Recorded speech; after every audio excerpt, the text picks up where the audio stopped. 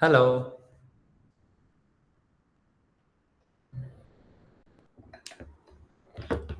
Hi. So nice part, Dr. Raghav. Sorry, Anshuji, I was held up with work. I got free only now. So sorry for the delay. Yeah. No problem. Just We have a so, lot of us waiting. am Yes. I audible to others? Or hello? You can just, everyone can respond in the chat window, and I can see people saying yes. Yes. You're Yes. audible. Okay. Yeah. Great. Um, see. Should we wait for a few more people? As you say, we have about 19, 20 of us who are there currently. Mm-hmm. Probably can just wait for a couple of more minutes. Yes. Yes. Yes. I'll set this. I have to share some slides. Maybe that will.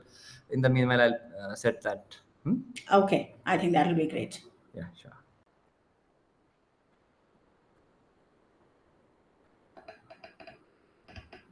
Can this Yeah, be? we can see the full slide. Yes. Okay. Okay, Anshuji, see, I will start. It's 3:09. I think we can start now. By the time we get going, it will take another 5-10 minutes, and then we are good to go. Hmm? Certainly. Yeah. Good afternoon, everyone, and welcome all for this event, for this webinar, where we are trying to brainstorm how to help children, especially post pandemic. I am seeing such a outburst, such a big spike in child mental health issues.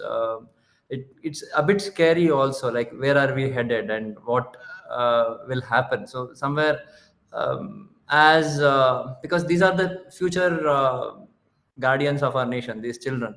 um, so sometimes it gets a bit worrisome to me. That's the reason I was whenever I think about parenting, about other issues, the societies, and where are we headed, and how to help these children who are going through these difficulties. So I'll just give you a brief intro, like what are the things which set me thinking. Okay, why do we need to wake up again? See, 11-year-old addicted to pornography, trying the same on smaller kids. And many of those kids who were his victims, so-called victims, were in depression, and the parents were uninvolved in this. And this kid himself was a victim of sexual abuse, the one who did those things. And 10-year-old girl who is suicidal, is in an online relationship with a 19-year-old, and she was being sexually groomed, possibly. And she lost her father in the second wave of pandemic, and parents restricted her access to the phone rightfully, and she cut her wrist. And there are many such like self-harm issues which emerge. And 3-year-old significant speech and social skills delay. Parents are both doctors, so no socioeconomic strata is exempt. Is has escaped the onslaught of pandemic, and that child had minimum 8 hours of screen time and no social interaction. And 12-year-old kids with from the suburbs of Bangalore, intravenous drug abuse. Used to take injections of opioids, and father addicted to alcohol. Mother is a domestic help, and deviant peer group.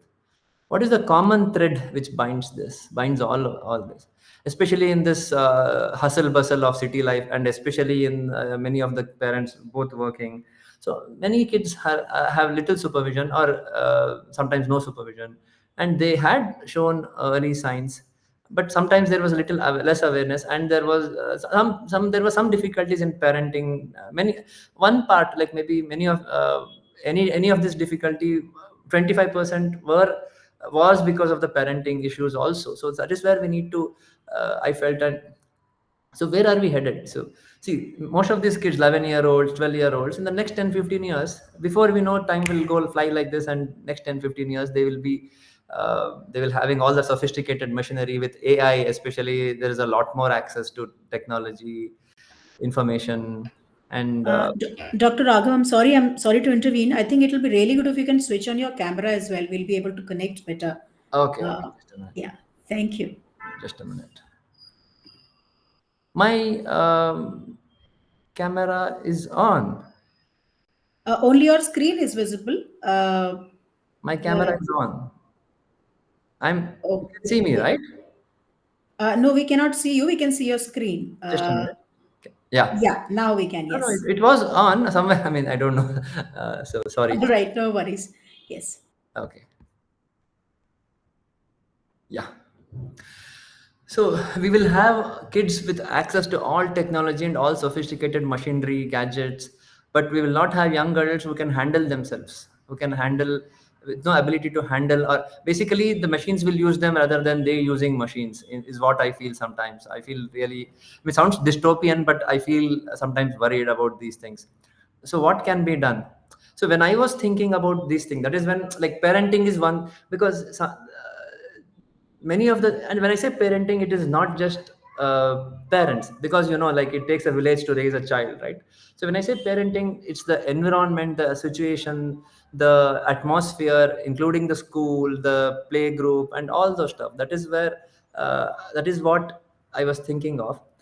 And when I was thinking, see, most of the times what we do when we are, okay, I'll stop sharing now so that now we can I think the presentation I have done, Yes. I'll bring up things. See, when I was thinking and trying to discuss with many of my friends and colleagues, um, most of the times what do we do when we are in a dilemma or a doubt? We tend to think what our parents used to do, what my mother used to do, what my father used to do when they were children. We tend to use that template, don't we? Right? So that is where, so when I try to trace it back, like, so because, but unfortunately every generation has its own unique challenge. So our parents were not even knowing what's a mobile phone, right? But now 2-year-old children will have a mobile phone in their hand. So tracing back, what can be the most common denominator? How to go back to the most, uh, the substrate of all these issues? What about how to train the sense organs, how to control the sense organs, how to be self-aware? That is when I was thinking. That is when I felt like maybe going back to the roots and try to trace what wisdom does it have to offer. That is when I uh,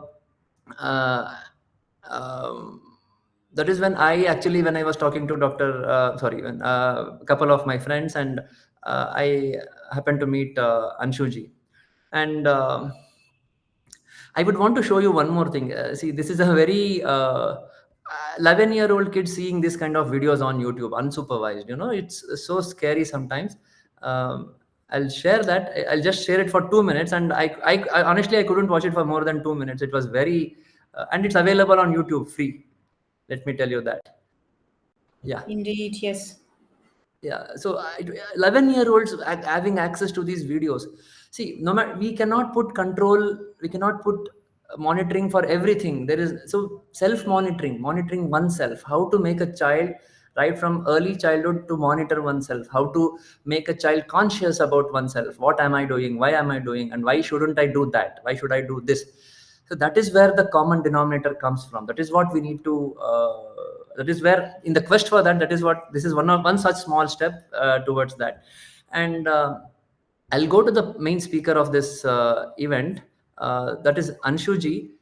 Anshuji had a very flourishing and a thriving career in IT and fintech for almost 20 years, and she worked in digital payments, and later on she found her calling in holistic education, and she founded Brahma Varchas education portal. She it tries to blend, have a very holistic blend of Vedic wisdom, knowledge, and pedagogy with modern education. And Brahma Varchas strives through that. She is the founder and president of Brahma Varchas. And in the framework of sciences and fundamental principles, she blends Bharatiya and Shastriya knowledge and makes it a contemporary learning. And she has done several courses on Vedic parenting and several other things. In fact, even I am trying to understand the depth of work which she is doing. And her work actually, it stems from Sanskriti Arya Gurukulam. It's an offshoot of Brahma Varchas is an offshoot of Sanskriti Arya Gurukulam. And Sanskriti Arya Gurukulam tries to work as a bridge between the scriptural and ancient knowledge with the modern framework.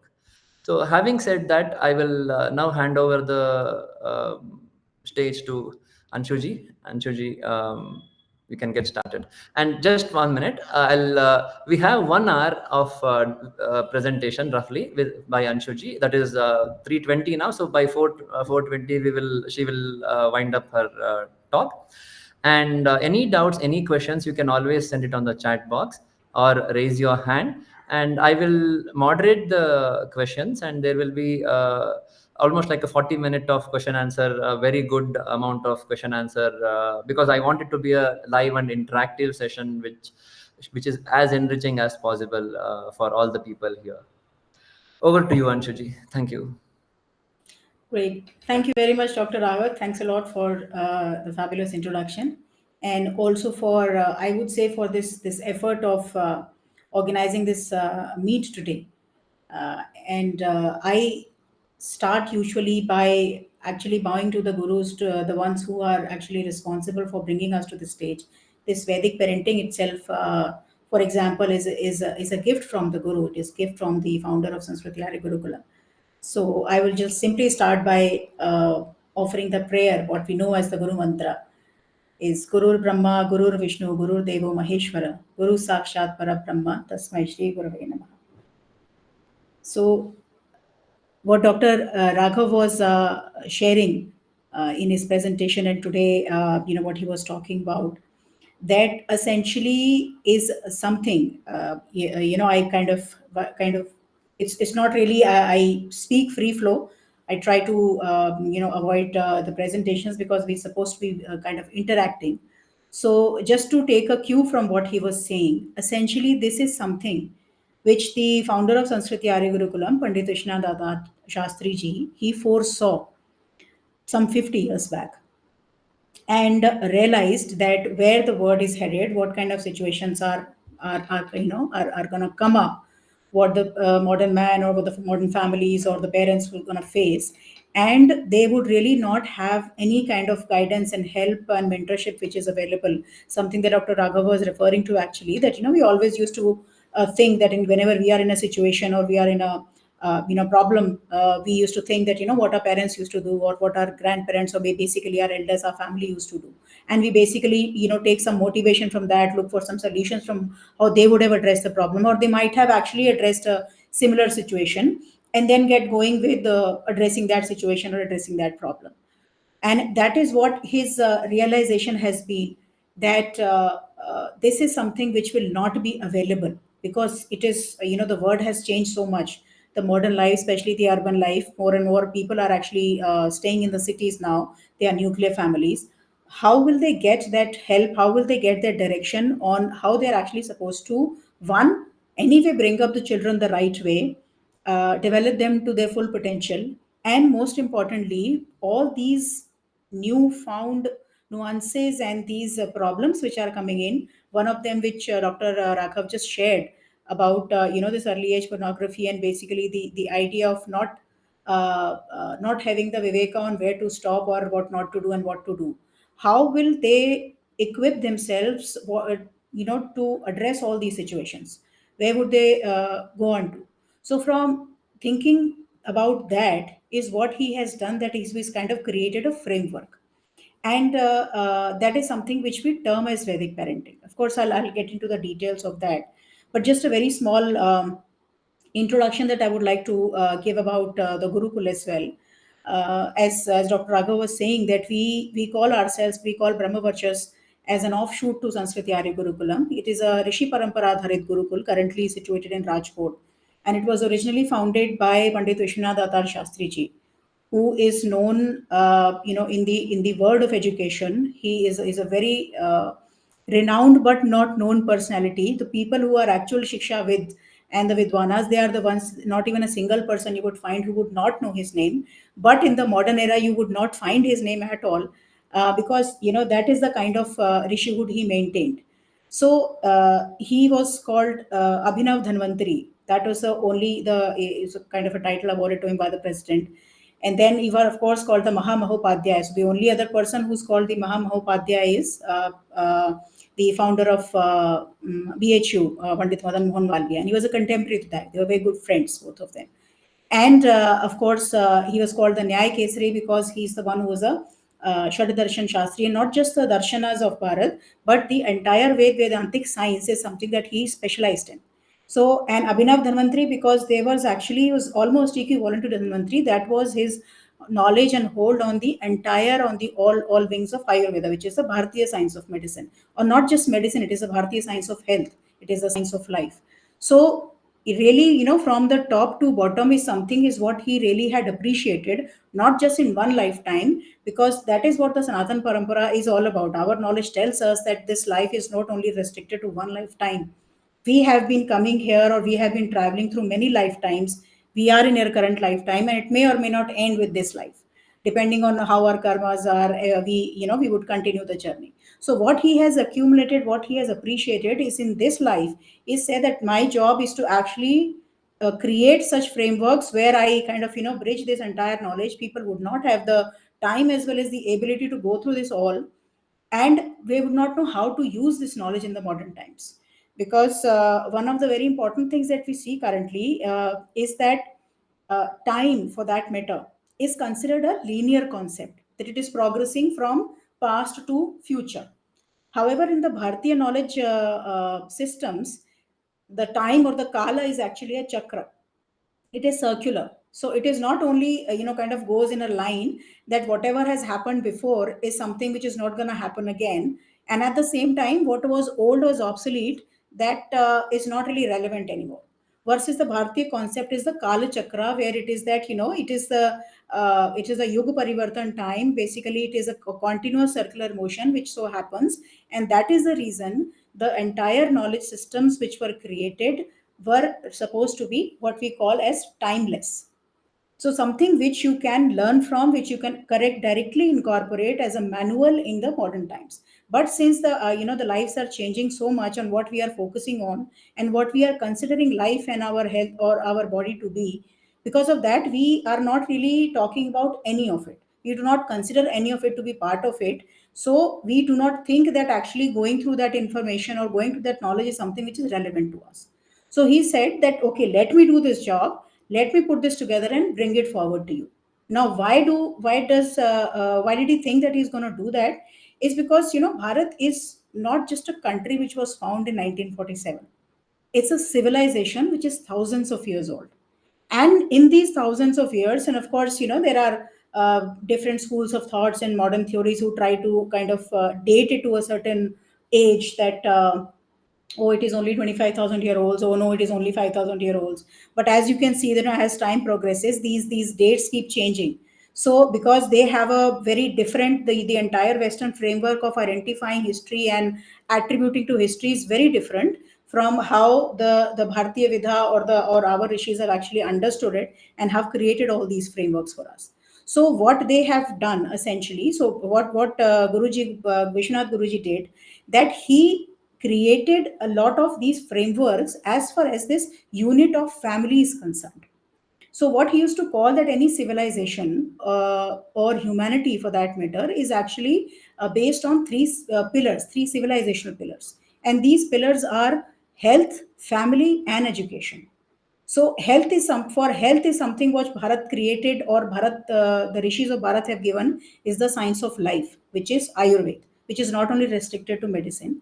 Then it is for family, it is the entire family. So everything that you have, what you call our Shastras and our Sutras, are all actually knitted together, creating, not just creating the system, but sustaining it in such a way that it remains healthy and it progresses. And it progresses as a society, as well as it progresses, every individual progresses. Every individual is that capable, that control, that holistic a personality that contributes to a holistic society. Something that Dr. Aga was just talking about, that the focus is on self. The only thing you can control essentially and truthfully is only yourself, not the other one. And since we have actually reversed this trend, we are seeing the society, the deterioration which is happening at such a scale that it has now reached the next generation, which is the generation of our children, and we are seeing the effects directly. So for that, what he created is that what the rishis have given, do it in such a fashion, something which is practically applicable to parents. And as again Dr. Raghav was saying, because it is a natural law, that is why anyone who understands or who basically uses the sattvic buddhi will come to the same conclusion, that the parenting or mata pita or the bhartiya abhivavakta is not restricted only to the biological mother and the father of a child. It is actually, one, it extends to the entire family, or not just what you call the immediate family, but the bigger family, and at the same time the society as well. The most important component of that, of course, are the mother and the father, as well as the guru. These three are the foundational pillars for a child or for a human's development, and after that everything else comes up. And that is the reason, because they are our pillars of our knowledge, of our ideal. That is the reason whenever we are in a situation which is tough for us to address, the ones that we refer to, the ones that we think about, are our elders. हमारे parents ने क्या किया था, what did our parents do, or what they would have done if they were in a situation. And a lot of times you kind of give examples on of oh, how this is what they used to do, this is how they used to behave. So that is the reason, because the family, your first immediate mode of education is something which is your family. And in modern times, the only thing that we attribute to as family is what we call a nuclear family, my immediate family, the husband and the wife and the kids. That becomes a family. However, the Bharatiya concept of family, at the least, has grandparents. And of course, whosoever are the children of those grandparents, basically what you call the chacha mama, that unit. That one unit is called actually an immediate family. It's considered to be one immediate family as per the Bharatiya concept. And that entire family unit is what used to keep the upbringing of children in that framework, which we for the lack of any other word, Acharya Mehul Bhaiji has started calling it Vedic parenting. That is something which has gone missing. So the only people that we now have to take care of, basically the ones who are supposed to be rearing children and bringing them up, is the immediate parents, which is the mother and the father, who also are not kind of fully dedicated to that, because children are not really considered what we call a divine duty, a dharmic duty to us. And by dharma here, I do not mean the religion. Dharma is the virtue, our duty. What is our karma? What is our daitva towards something? That essentially has kind of gone away. Okay, fine. The two people who get married, or they get married because ultimately when they have nothing else to do, or they have no other solution available, that is when they get married, and they kind of work on bringing up a family. We have children. So that is, like, I'm talking about the generic this aspect. And actually, on this concept of Vedic parenting, Guruma, so currently Sanskriti Arya Gurukulam is headed by Acharya Mehul Bhaiji, who has studied under Vishwanath Guruji for 14 years in the Paramparik way. He's a Shara Darshan Shastri, he's a Gita Darshan Shastri, and of course, an Acharya for the Gurukul as well, which is a Paramparik Gurukul which currently runs, where we still do this, as Dr. Raghav was telling, is a bridge between what we call the ancient and the modern. For example, only being a Pathshala where the Vedas are recited is not a Gurukul. Gurukul is where the holistic development of a personality actually takes place. But now, since that entire environment and atmosphere of Gurukuls have gone away, we have a very different education system, as well as the society has changed a lot. That is the reason we are suppose the responsibility of the parents has actually become, I would say it has multifolded. So earlier, this responsibility of parenting was actually divided, and it was jointly, kind of taken by the entire family. What I was calling, which we currently call the extended family or relatives. So we have come to a stage where the grandparents are called relatives, and so this responsibility of bringing up a child and converting that child into a fully developed, holistically developed human being is used to be a responsibility of the entire family, most importantly of the parents, and then the guru or the shikshak or the acharya used to come at a certain time, and from there onwards there used to be a very, very prescribed, or how should I say, the every child was brought up by experts, if I may say so. But since that system has changed, now all the onus has actually come on to the parents. And the way the society has become, even in Bharat, that we are actually not, there is a gap in what we used to do, and we have kind of pretty much left that, because we want to be global. Everyone wants to be a global village, and we say we are we have misunderstood the word Vasudhaiva Kutumbakam in a very in a very bad way actually. So Vasudhaiva Kutumbakam certainly means the entire world is my family. That means I feel attributed, I feel connected to everyone who's there on earth. But that does not mean that the entire globe is supposed to run in a certain way. And one very fundamental difference, when it comes to Bharat versus other civilization and what we call typically the Western civilizations, is that they don't have a lineage of rishis to look up to. So they are bound to be in this modern area of experimenting, trial and error, hit and trial, and then say, oh, what we have now come up with is something which is better than what we had earlier. So that's why let's adopt this. Let's drop what was there earlier. And then few years later, they will come up with some other research, say, oh, you know what, we have now understood it better. So let's drop what we had earlier. Now let's understand this. A very simple example for that is what we call the theory of multiverse. You would know, right? There's something, some of you would have heard that word. That we used to call it a universe, a Brahmand. Essentially, Brahmand is not just universe. That is only one verse. There's only one space, and then entire thing used to be there. But now, according to the Western philosophy, they have discovered actually that there is a multiverse. That means there are many universes, and of course, they might be life across, and there are of course all the cosmic bodies who are present across these multiverses. But they call it a theory. Versus what our rishis have spoken about, what they have understood, is that simply understand nature. And what we call nature is this entire Srishti. Srishti does not only mean Earth, but not just our galaxy. It is the entire formation of what we call as a formation of God, something which is actually coming from the Hiranyaka. And when something has started from that, if you look at even from a modern physics perspective, is that there is always a reaction. So there's an atom from that, then it's kind of it keeps appreciating, and then some form takes place, some shape takes place. So it is essentially the same thing when it comes to beings like human beings or the animal kingdom or anyone else, that there is an appreciation, there is an accumulation which happens, and then there are different species which come into place. There are certain things, for example, there are trees, they also have life. There are mountains and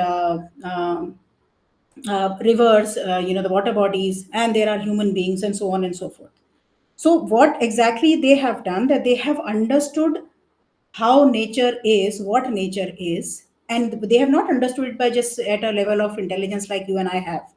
They understood it by actually developing their minds, their brains, and their intelligence to what we call 100% utilization level, which is called the para and the apara buddhi, is to achieve that state. And from being at that state is when you understand how this entire nature is built up, how it is configured, and what is it that we are supposed to do so that we can take maximum out of it, and at the same time sustain it as well as our civilization.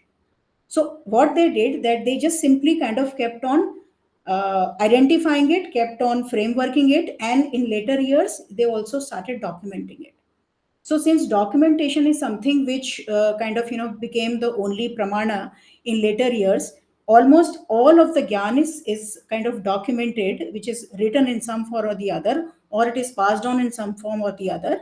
And then that is something what we currently see. They could foresee that there will be a time which we, from the Bharatiya Parampara, we call it the Kali Yuga, is where only the document, what is there in front of your eyes, is what you believe.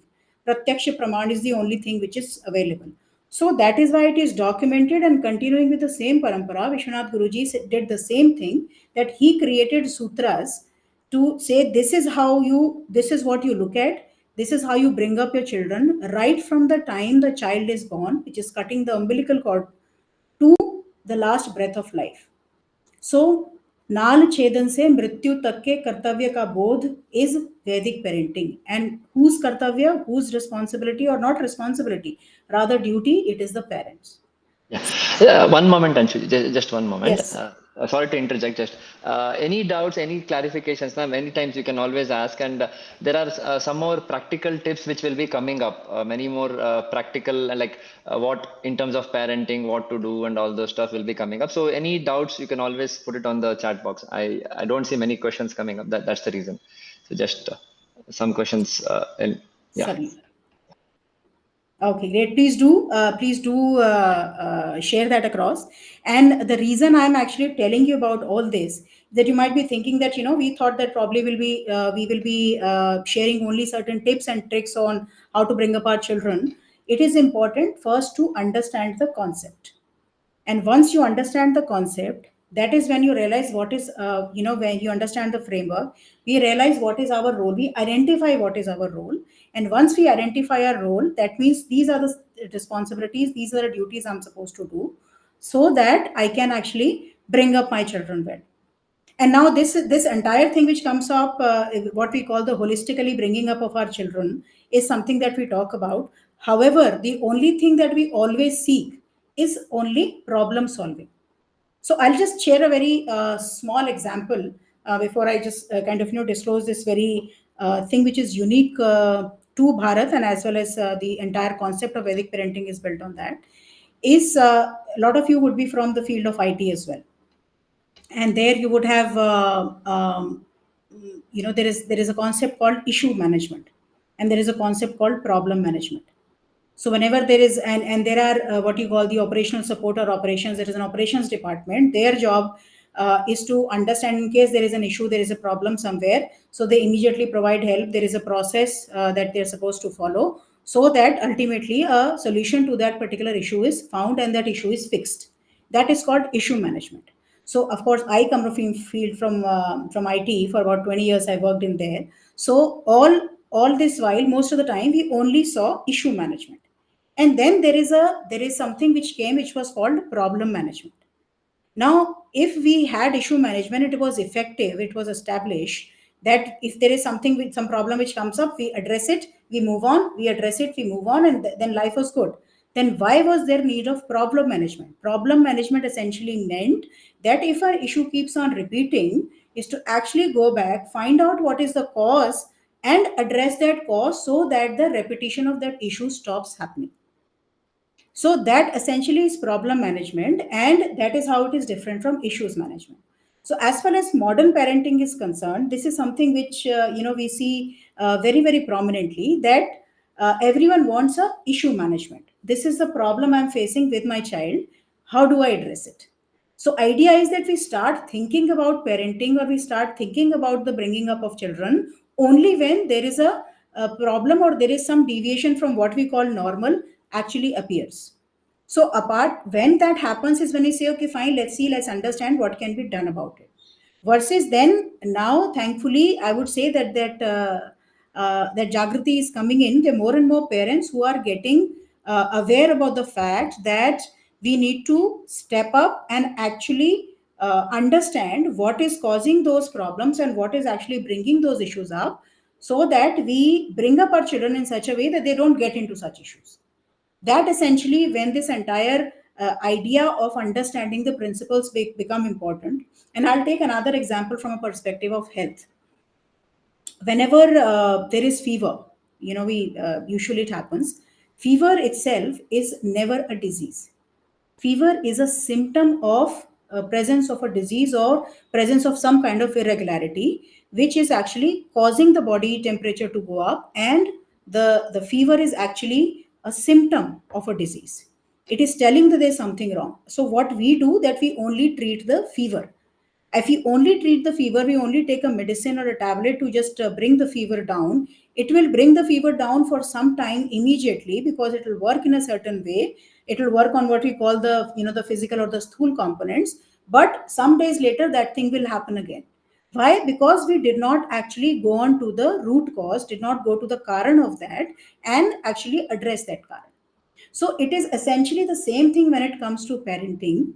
And again, I keep repeating it, not only for the mother and the father, but for the entire family, the bigger family, is to understand if there are certain things that we see sometimes in our children and sometimes in other children as well.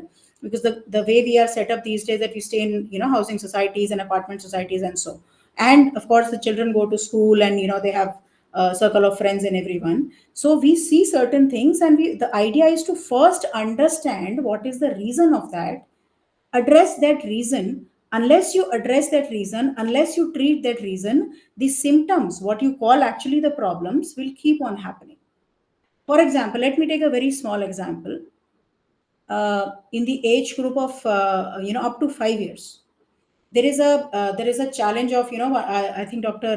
Raghav also shared that in his one of his presentations, was late speaking or late speech.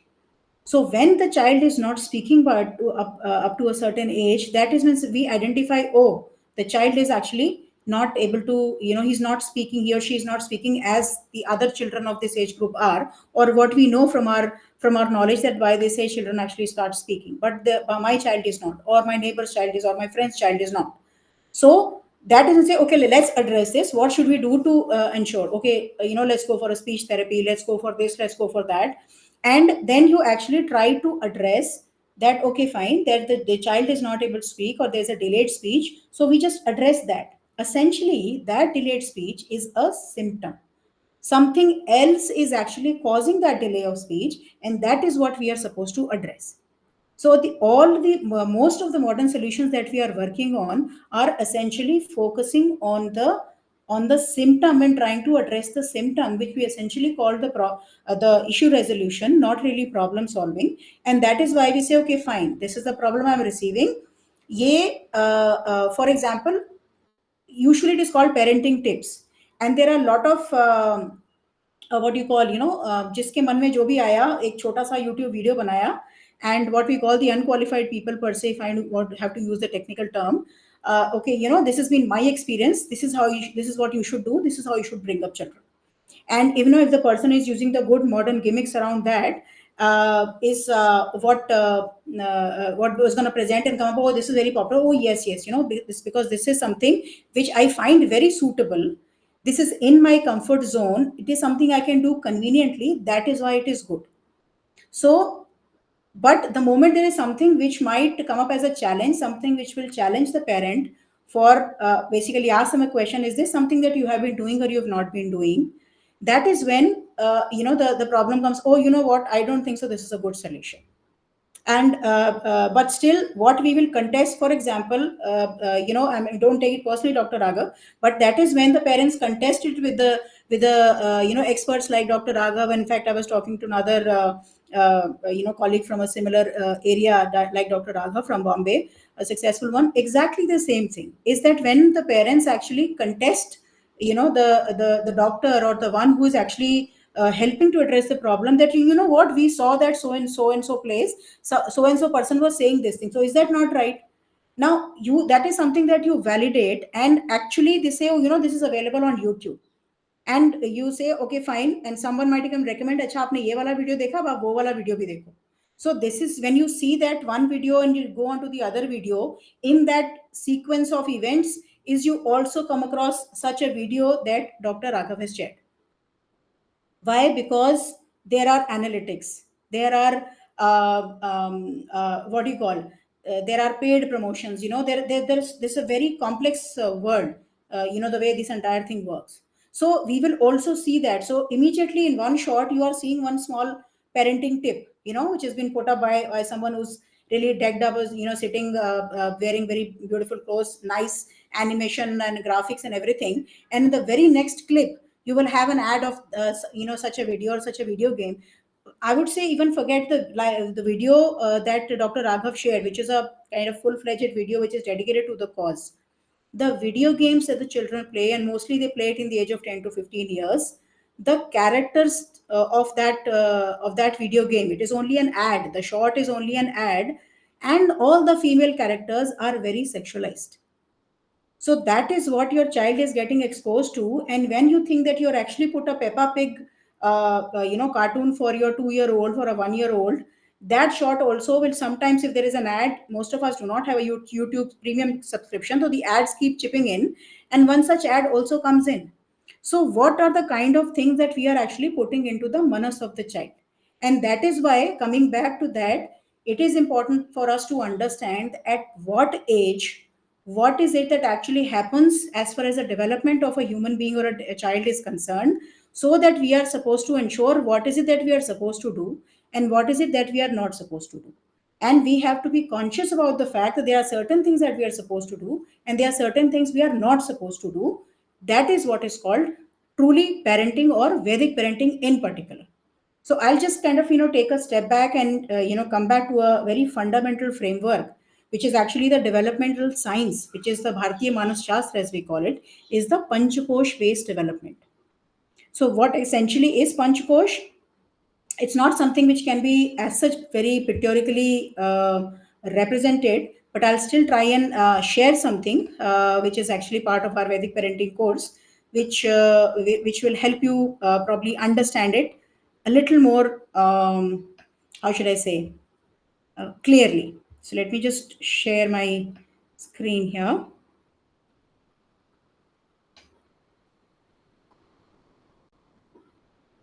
Okay, so I hope my screen is visible.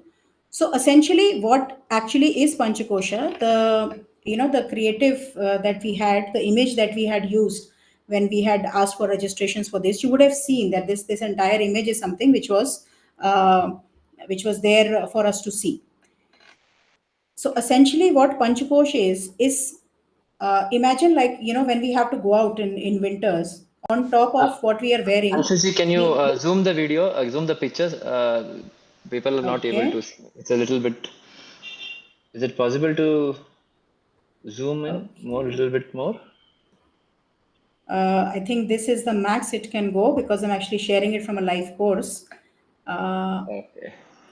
that is, let me try and see if I can bring it up in this thing. Just give me a second. Yeah.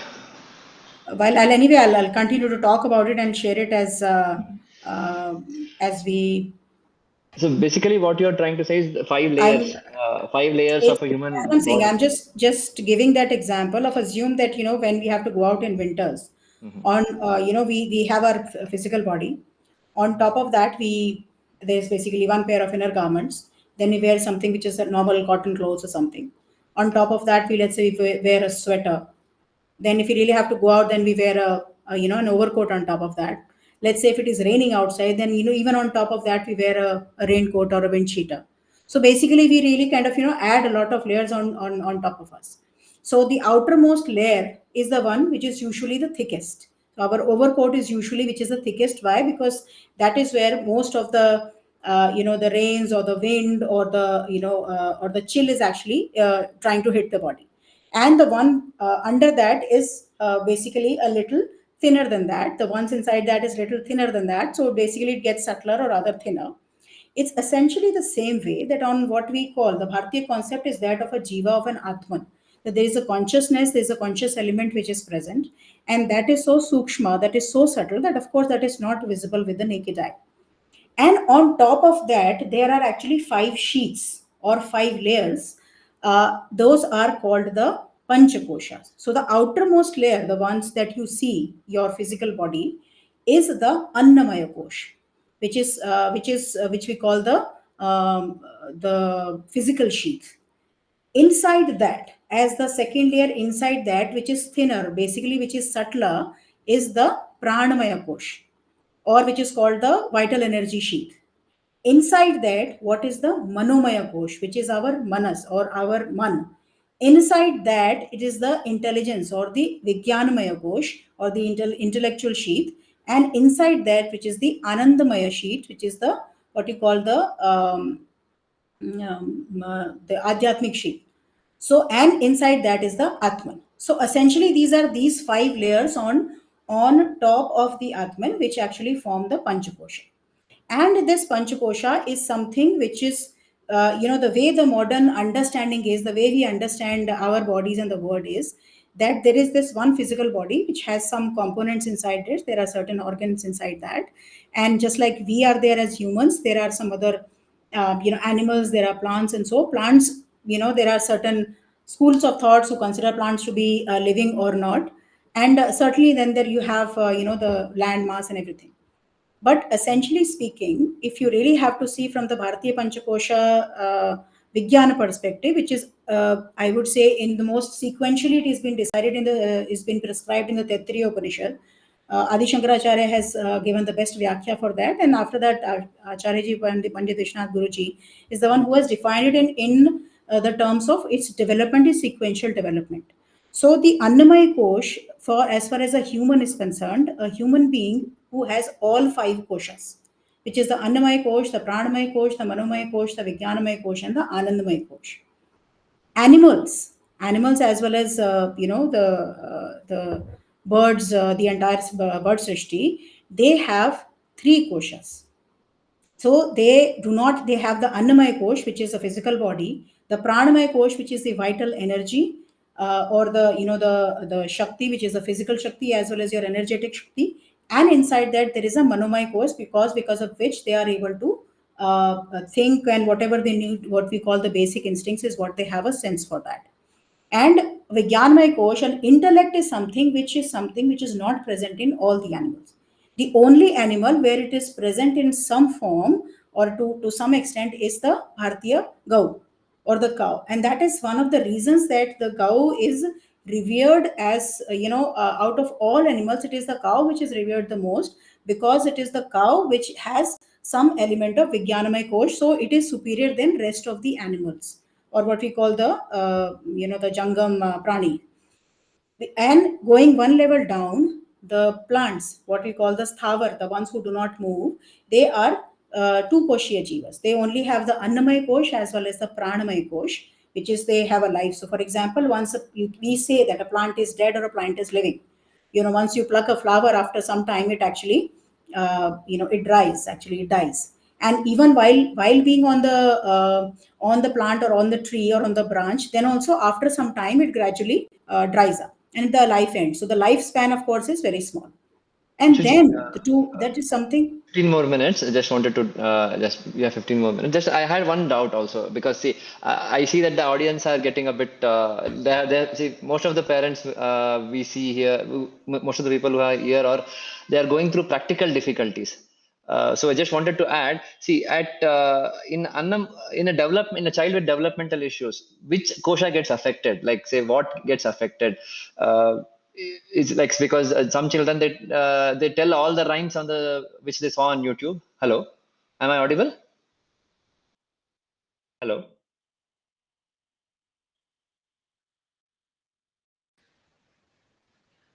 Yes, Dr. Raghavendra, you were audible. I think Anshuji has lost connection. So please just allow a minute for her to rejoin. I'm sorry. I'm sorry. We lost her. She's joining back.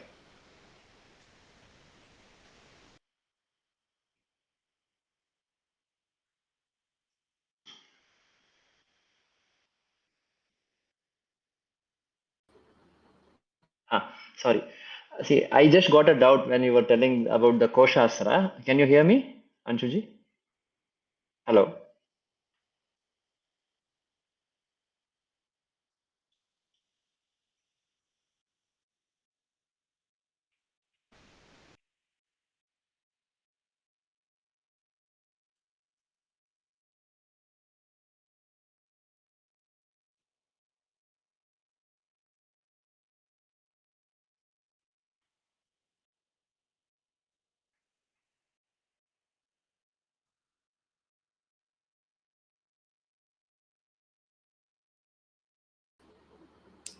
Can you Okay, hear I me? think I got dropped off. Am I Yes. visible and audible now? Yes, you're audible and visible. I just see, while you were talking, I was just thinking. I see kids. See, for unversed people, even I am unversed in this. Even I don't know much of this, and even I'm trying to understand many of these things. And many of the parents here Hmm. are like me, are trying to learn what extra can we learn from this school of thoughts. So I wanted to, as a doctor who is informed about development, I just wanted to ask you, where do you think, at what age, like, see, now I see a 2-year-old child telling all the rhymes on YouTube, but cannot communicate, cannot initiate a conversation with someone. So which kosha gets affected in this situation? What do you think is affected, and what can be done? So that is one of the questions Yeah. which So. madam Hmm. also has asked about. So Right. So I think that is something which, let me just complete this, at what age, what kosha develops. Then I think part of the questions will already be answered. And then, of course, we'll anyway address them separately as well. So, to a condition that you've particularly put up. So when it comes to humans, the age of birth to 5 years, that is the first 5 years of life, is when the Annamaya Kosh or the physical sheath develops at the highest speed. That means the physical body, the organs, the muscles, the entire what we call the the nervous system, everything. But in a sthul rupa is getting developed. It develops the most, and up to that age, up to the age of 5 years, is when rest of the koshas, something which is essentially limited to your vital energy, which is associated with your the mental sheath or your the mind as we call it, and the intelligence, that is not getting developed that much, and in fact those koshas are not that developed. This development has a sequence, and it happens across to up to the age of 25 years. That is why from birth to 5 years it is the Annamaya kosha or the physical sheath which develops the most. What do you need for the physical body to develop the most, or what you need the most for it, is intake for that, or sadhan for it, basically ahar.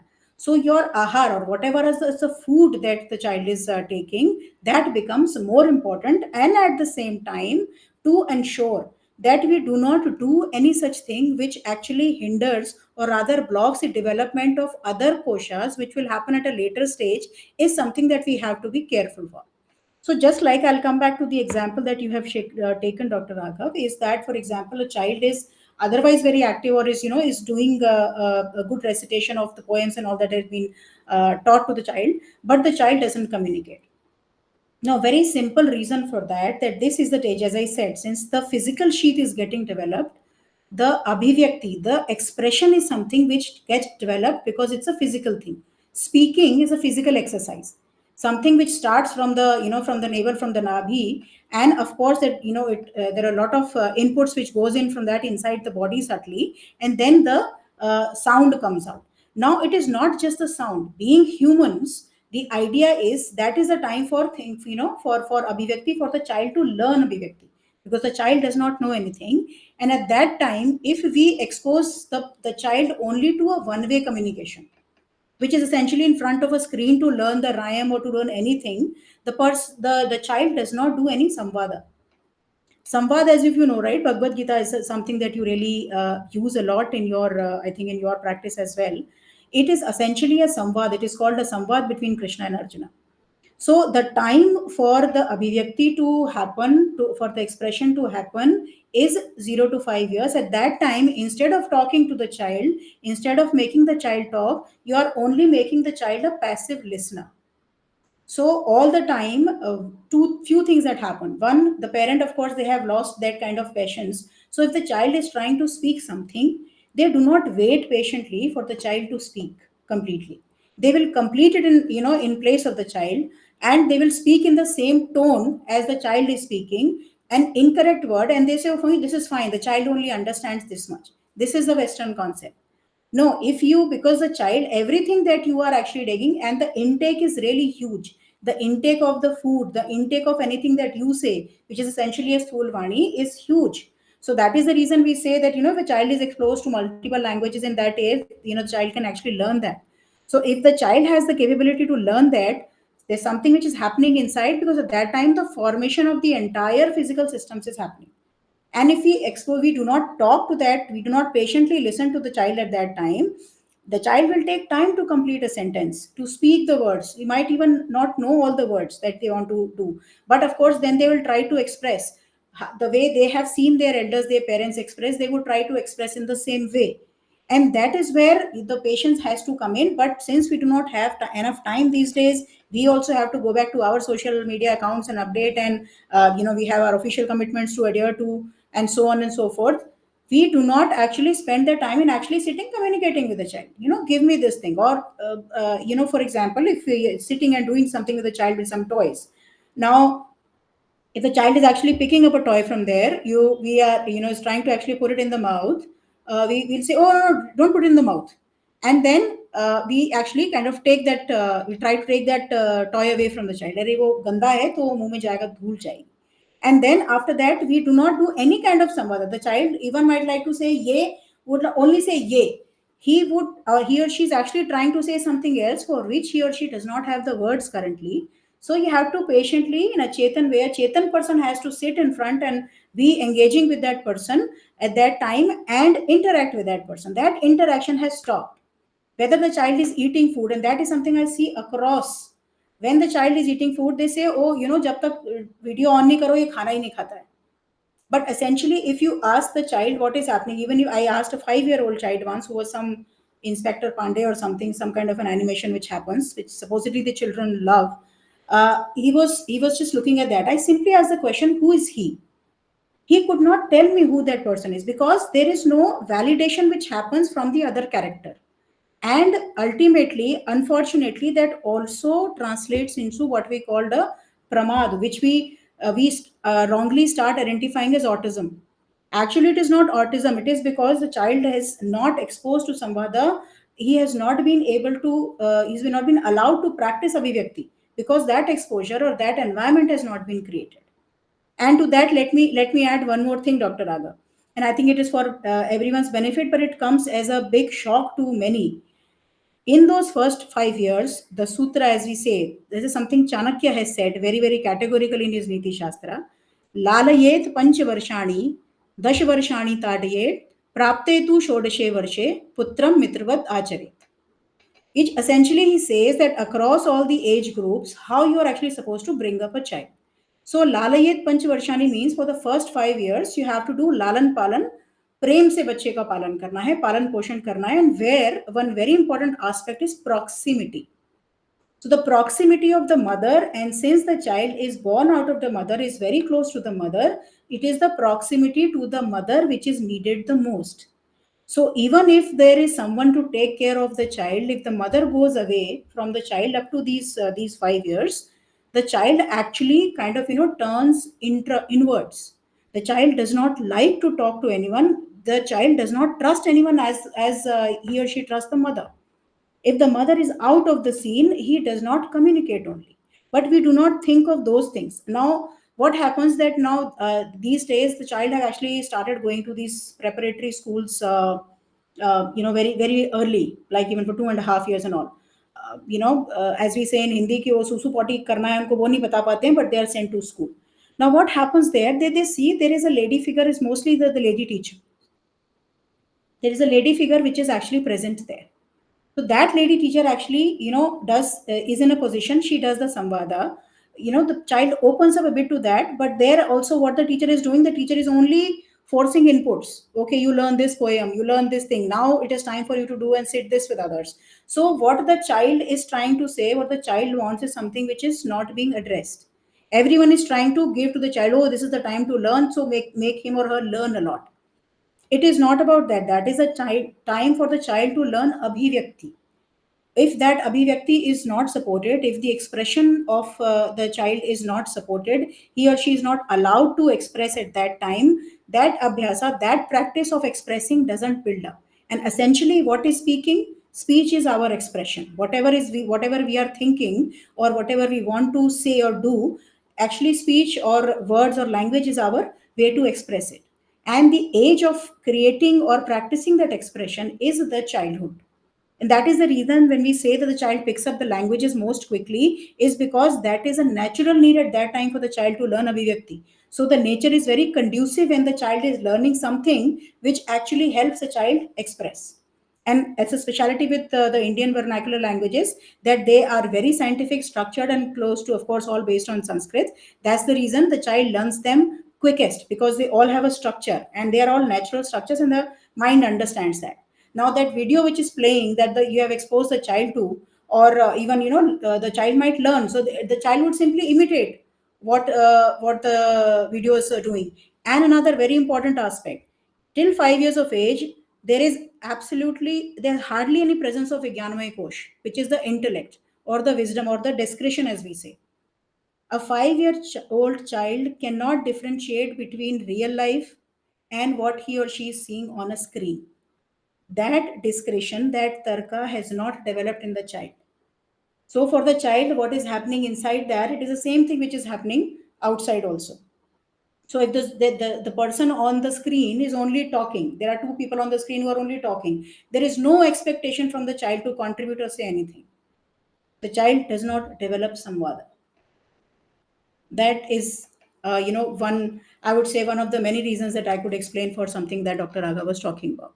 Similarly, it is important for the parents to understand and identify that the parenting which needs to happen between 0 to 5 years, between birth to 5 years, is diet and medicine, or ahar and vihar, for diet based parenting essentially. And that diet does not only mean the physical diet or the food, but essentially what you call the environmental diet as well. Ahar, Vihar, Vyavahar, Sanskar, Aushadhi. These are the five things which are essential in this period of life, because the Annamaya Kosh is developing the fastest and the intellectual Kosh has not developed. So don't try and give any Upadesha to the child and we say, Suna nahi tumne. Is a very, very important child psychology perspective that all parents need to understand. What we want the child to do or not do something, we give an instruction to the child. Anyway, up to the age of 5, the child does not really perceive that something I have been told I should be doing it if I have to be a good child, because that kind of a tarka, that kind of discretion is not present. Even the vicharas or the manomaya kosh has not started developing to that stage. So it is simply some input coming in, and the ahankara is not present at that point in time in child, because ahankara comes with vijnanamaya kosh. So to do or not do, to respond or not respond, is something that is equal for the child. And when the child does not basically react the way we want, for example, the child is picking something up, or putting something in his mouth, and the parent is stopping or anyone is stopping, don't do this. And if the child continues to do that, what do we say? What are the words we use? Suna nahi tumne? Did you not listen what I say? The child did listen. The child did not do what you wanted him or her to do. The child did listen. So what happens? We continue repeating this word whenever they say, "Tum sun nahi rahe? Did you not listen to me? Are you listening to what I'm saying?" So what happens? What is the interpretation the person, the child perceives? Listening is equal to adhering to what the person is saying, is basically giving into the instruction. How it actually develops, and at that time, because the physical sheath is developing, it is the annamaya kosha. Anything which happens in the body gets sanskarit. उस समय वो the it gets imprinted inside the personality and the person, the physically as well as mentally also, because the into the subconscious mind. So what happens, even when they grow up, as they grow, what happens, they, the moment the parents start speaking or anyone starts speaking, they walk away. They do not listen and say, oh, you know what, the child has gone rebellious. Because what have we fed right from the beginning? You did not listen, you did not listen. Whenever the child did not do something that you wanted him or her to do or not do, you say you did not listen. So he or she associates listening to doing. So if you start saying something to a teenager, at that time, he what is his subconscious has built up like, if I stand here and listen, that means I will have to adhere to it. Oh, so that is, let me do one thing, let me not only listen. And then the person walks away. What we call really banging the door on the face of the parent. So see how it percolates into what it percolates into, and that is the reason up to the age of 5 years, there are 16 sanskar or 16 sanskaras which are said to be done in a human life. And all these sanskaras are not just notional things. They happen whenever there is a turning point, there is a transformation, some kind of a transformation or a new introduction which happens into the life, is when a sanskara is supposed to happen. And out of 16, 14 sanskaras, rather 12 sanskaras happen by the age of 5. That is how important that age is. And at that time, if the mother is away, we rely on a school, on a preschool who has, lady teachers who have no experience with children and kids are the ones who are supposed to take care of it. We do not give enough to the child, whatever is needed for the development, and we bear the results for rest of the life. Similarly, in the age group of 6 to 10 years is when the pranamaya kosh or the vital energy develops the most. The what you call the pranic energy. That is the time when the child actually needs a lot of physical things to be doing. And that is the time when the modern formal education also starts. So at that time, what happens? That the person starts going to school, the school becomes serious. The child is supposed to sit for 4 hours, 5 hours with small little breaks in between. And that is a time from the inside, it is the pranic energy which is developing the most. The child is actually supposed to be given most of the physical things and have bigger intervals, but that is something we are not able to do. So what happens, the pranic energy does not develop to its right potency, and the lack of pranic energy development is something which what leads to the suicidal tendencies later. So you see, you're trying to see the connections, how they are actually. And since they are very very detailed and subtle things available, and it's usually not possible to kind of actually explain it in 1 or 2 hours time, what is also there, Dr. Raghav, I would suggest that is something I'll share that with all the audience as well, that this entire Vedic parenting, this concept, and what I'm, some examples that I'm sharing, is something which has been prepared in form of a knowledge capsule, which is self-paced. You guys can register for it, subscribe for it, and see it in detail. Go back to it, see it 10,000 times, no problem. With very specific examples which are kind of given, that you're supposed to not just learn from, but for example, what you're supposed to do. If this is a kind of symptom that a child is displaying, how you're supposed to do that. In fact, there are two Vedic parenting ebooks also. So what we call the problem solving, mobile nahi chhodta, the child is addicted to the mobile. There is this situation, and I'll come. I want to address this porn addiction wala question, Dr. Raghav, that you had raised, because there's something which I had even asked Acharya ji, and it explained it so nicely on that. So this 6 to 10 year age, as I said, is the age for the pranic energy, or the pranamaya kosha's development time. So at that time, the child is to be given sangharsha, versus what we actually give is as much comfort as possible. That actually, does not let the pranic energy develop up to the most. There's one example, in fact, that we also shared in the that introduction knowledge capsule, is about an experiment that you can do actually and see it yourself. Is that, there's a group of children of different age groups. There are some who are 6 to 10 years. So just basically divide them, segregate them into groups, age groups: 6 to 10 years, 11 to 15 years, and 16 to 20 years. So the group which is 6 to 10 years, just simply tell them, okay, वहाँ पानी का glass रखा है, जरा वो लेके आना जरा. You have some guest over. You want to serve water to the child, that person. So what you will see, that all the children in that age group, they will run. Only one person will get one glass of water. Rest of them will go run with him. Will come back, running with him. Only one person is carrying that glass of water. They'll say happily, they'll go back to whatever they do. So it's not that they really realized that it was very important for us to serve the guest. That is a time for their vital energy development. So they love that physical activity. You tell the same question, or you give the same situation to those who are in the group of age 11 to 15. They will ask, whom did you ask? So you'll say, okay, fine, let's say I asked Sanjay. So Sanjay will go and bring that glass of water. Rest of them will continue to sit. As the 16 to 20 year age group, they'll say, whom did you ask? Let's say you'll say, I asked Sanjay.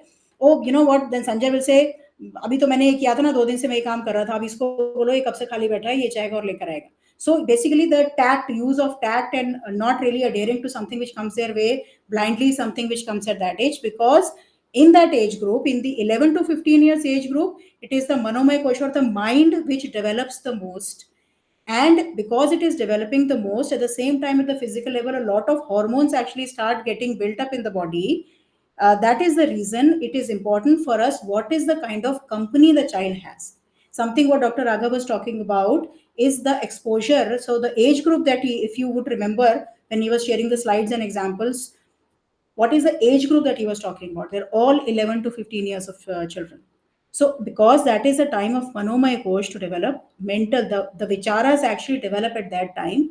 However, the tarka, or the intelligence, or the intellect, has not built up. The discretion has not started building up to that extent. And this is happening at a very high space.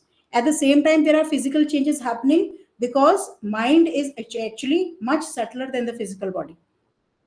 So that, because of that, they are not really able to contain it. That is a time when the company is very important, and company of not just people. It is actually sat sahitya, the kind of literature, or the kind of things that the child can learn from, is what is important. जो वो पढ़ेगा वो सीखेगा. So if you give the exposure of YouTube, what he or she will get on YouTube is what you just saw. So it is basically Sat Sahitya, Sat Sangati, Sat Drishti. That is what those 5 typical things that you are supposed to do as a parent. What is your input? What goes into that? How you behave with a 10 to 15-year-old child would be different than how would you behave. You would have behaved with a 6 to 10-year-old child. So your own child, when he or she comes to an age group of 11 to 15 years, your behavior is supposed to change, your focus is supposed to change, because at that time it is the mind which is developing the most. And all these things that we talk about, I spoke about the societal aspect of it, which relate to the pranic energy, and then of course this aspect of getting into such addictions. And I do not know if some of you might remember, some time back there was this game which came, which is called Blue Whale. I think Blue Whale or Yes, yes, some blue whale whale, blue whale. like that. Yeah. So what was it actually doing? By There was not a single person present in there, but the game was such that it ultimately used to lead the player to kill himself or herself. And people have done that, and even in India, people have done that. But there are less number of people in India who have done that, and more people who have done that in the Western world mostly. Why? Because we still have those family structures present. The exposure, basically, you do not really get to see everything in private. So the watch that is kept by the parents at that time, by the family at that time, is so that you do not really let the child be or do whatever he or she wants. हमारे घरों में बंद दरवाजों का concept नहीं है. And the core reason for that, what is happening inside that closed door, what has started happening, that I'm not sure about all of you, but many of us that I know from my generation, we have never seen our parents keep sleeping with a closed door in the night. But that is something which has started happening. There are separate rooms for children, separate rooms for parents, but in the night the doors are shut. So gradually, if the parents are the ones who keep the door shut, the child also get the same habit. And after that, when he or she is doing sitting inside that, is something which is not known to the parents, and yet they are supposed to knock, because that is the kind, when there was that age for the mother to bring that to build that close relationship with the child, that time she unfortunately probably either she went out to work, or the kind of time she was supposed to devote to the child is probably she went to the social media or to the kitty parties or whatever. That is something that we are seeing, which is very much visible at this time. So there is no closeness, there is no affection, there is no emotional bonding with the mother. So even the mother has to ask, knock the door before entering the door. So our focus is on treating the children well. Our behavior has to be well, not truthful. Anshuji, That's the just fundamental thing that's supposed to do. also want see, because you brought up one important thing.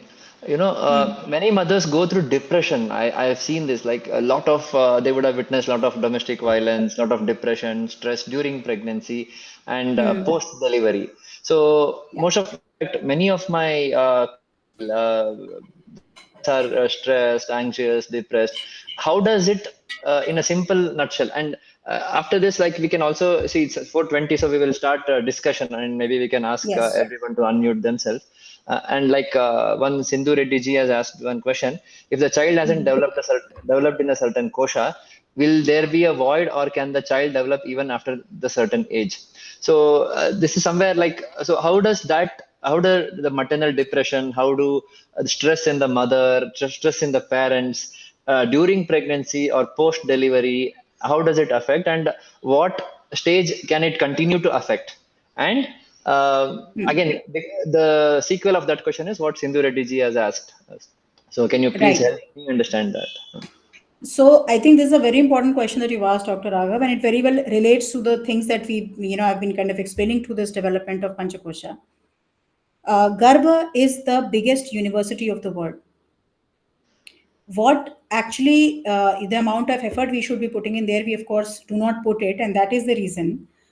Lot of things that we do, lot of things that we eat are basically opposed to what we are supposed to do or eat, which essentially lead to this. What you call the gestational diabetes, also something which is coming up as a big problem these days. It didn't used to happen so much earlier.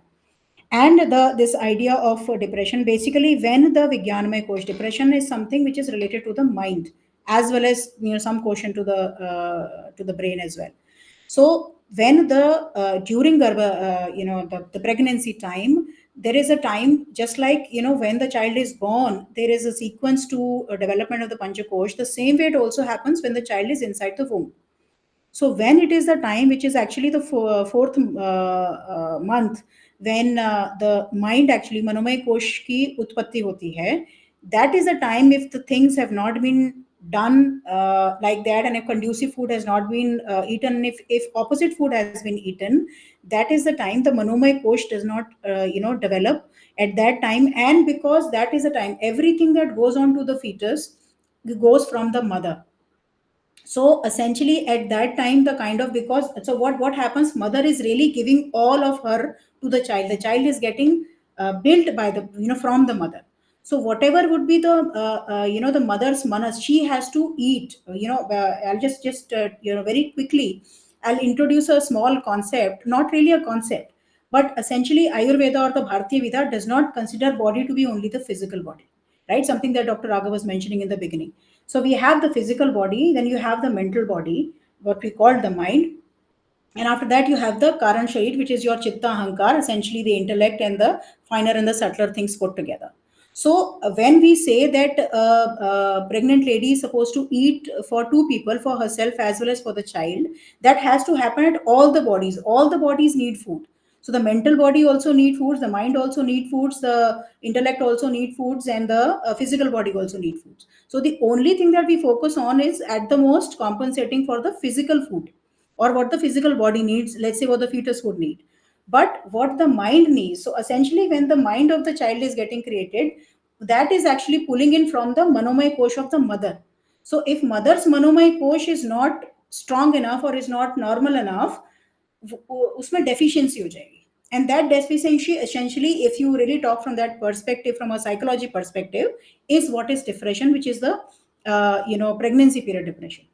And then most importantly, which is the postnatal depression, which is now coming up, also is directly related to the manomay kosh. The manomay kosh of, or the mental state as we call it, of the mother, of the mother who has given birth to the delivery, is not as strong as it should be, because actually she is supposed to feed the minds of two people.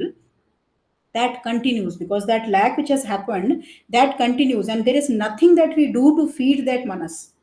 Even after the child is born, the modern day, the entire diet and everything that everyone follows, the prasuta follows, that is something which does not address the mind.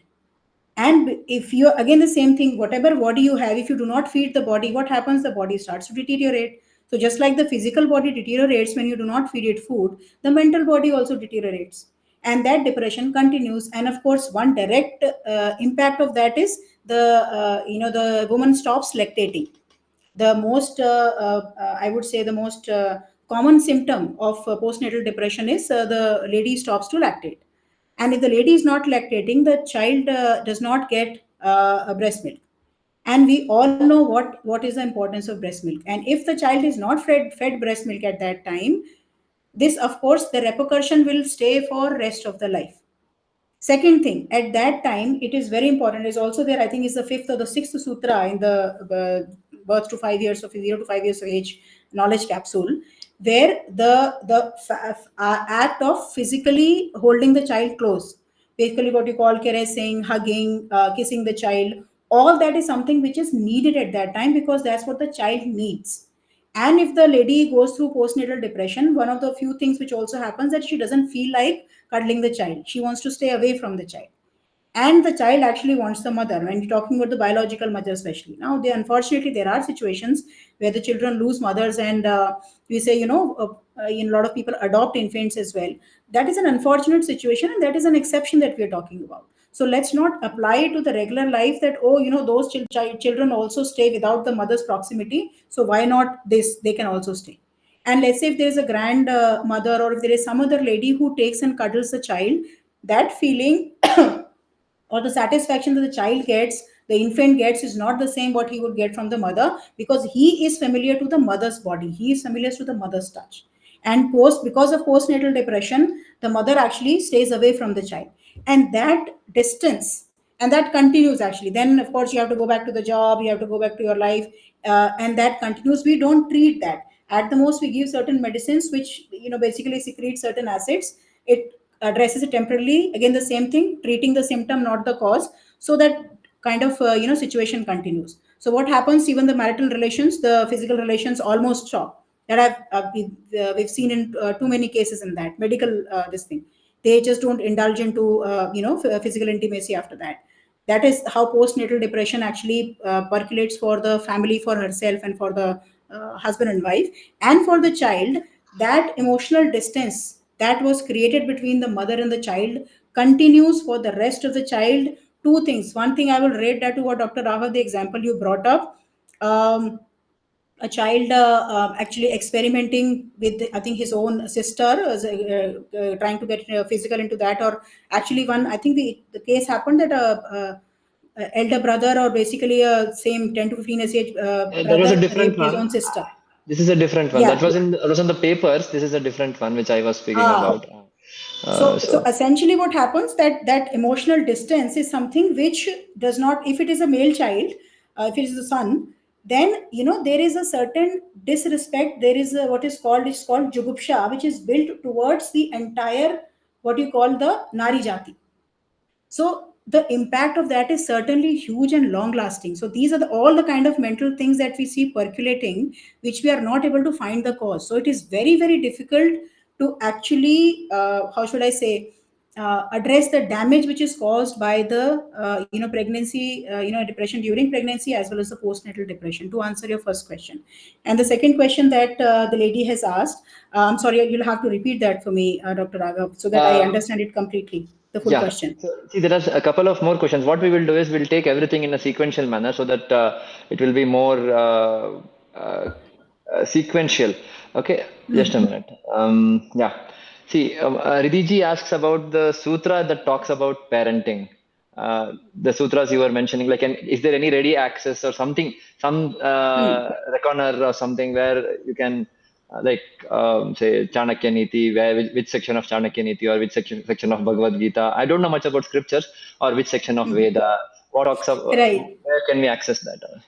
So the easiest access for that, I'm sorry, who that was asking that, Ridhiji, Ridhiji. So Ridhiji, the easiest answer to that, that is the reason Vishwanath Guruji has put these together. So these are essentially the 100 Sanskrit sutras and upsutras, which have been taken, which are part of that, what we call the curriculum or the course. In fact, I think it will be a good idea, Neha, if you can just help me with that. If you can just share the link to the Vedic Parenting curriculum page in the chat box. So, Ridhiji, in the entirety of that curriculum, whatever sutras are applicable to whichever age are part of that, from where they have been taken, and of course, what is the reference and how they are actually supposed to be interpreted. So, there are certain sutras that, of course, Guruji has created, and a number of sutras, there's something which have been taken as it is from the Upanishads and so. So the one that I spoke about, which is Lalayet Panchavarshani, Dashvarshani Tadayet, Prapte tu Shodashe Varshe, Putram Mitravat Acharet. So do, basically with love and care, bring up the child from birth for the first 5 years. For the next 10 years, that is 6 years to 15 years, do a tadan of the child. Tadan does not mean beating. It means be observant about the child, and that observation, that focus has to be on the child. And after that, once the child reaches 16 years of age, be a friend, be a good friend to the child. That is how it says. And this sutra is from Chanakya Niti, or what you call the Chanakya Niti Shastra. It has been taken from there, but it is very well mentioned. In fact, this one is there in the introduction module itself, and that's something you can go through that. So any of the and there is one, what we call the Moolbhoot Adhar, or the basic premise for us to understand this entire concept of parenting, on how this entire nature and this Panchakosha thing puts together, and what has to be the focus of parenting at a particular age group. It is all mentioned there. And then, of course, depending on the age group, what is needed, what the parent is supposed to do, what is the sutra for that. For example, I'll just very quickly take one more sutra, Dr. Raghav, which is very essential. That is something we see. You would see a lot of. There's something I actually shared in one of the podcasts. Also, I shared, and I recently we had another meetup a couple of weeks back. Now it's basically it says that, I mean, I'll say that only in English, that you after the umbilical cord of the child is cut. It is the second sutra of Vedic parenting, that after the umbilical cord of the child is cut, the child is born, the umbilical cord should be cut after it stops palpitating. And that is something which comes from Kashyap Samhita, which has been written 3000 years back by Rishi Kashyap, which is the oldest book of medicine. And just 3 years back, which is in the year 2021, if I'm not mistaken, or 2020, the National Congress of Doctors, or the International Congress of Doctors, which is a US-based organization, I think very reputed, all of you doctors would know that, they presented a Nobel-worthy research where they said, oh, you know what, actually the umbilical cord should be cut when the child is, when it has stopped palpitating, otherwise it sends out a shock to the child. And that shock, the repercussions of that shock actually stay throughout the life.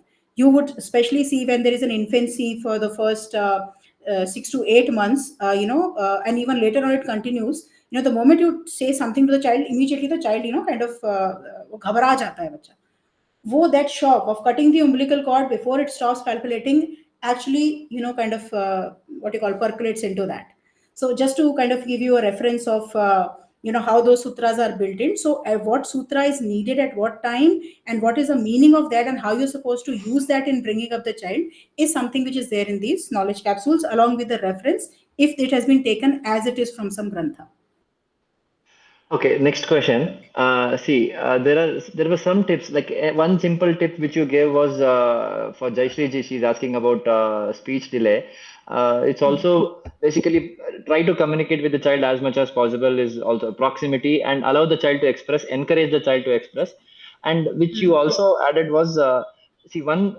I found one very interesting parallel. Even I was not aware. We call it the video deficit effect, meaning the child, we call it, a child cannot differentiate between what is reality and what is falsehood when the child is seeing on video. So actually for the child that becomes a reality. The That video is becomes a true. reality. And That is I've a seen that, and siddhanta. that is Yeah. what exactly you said.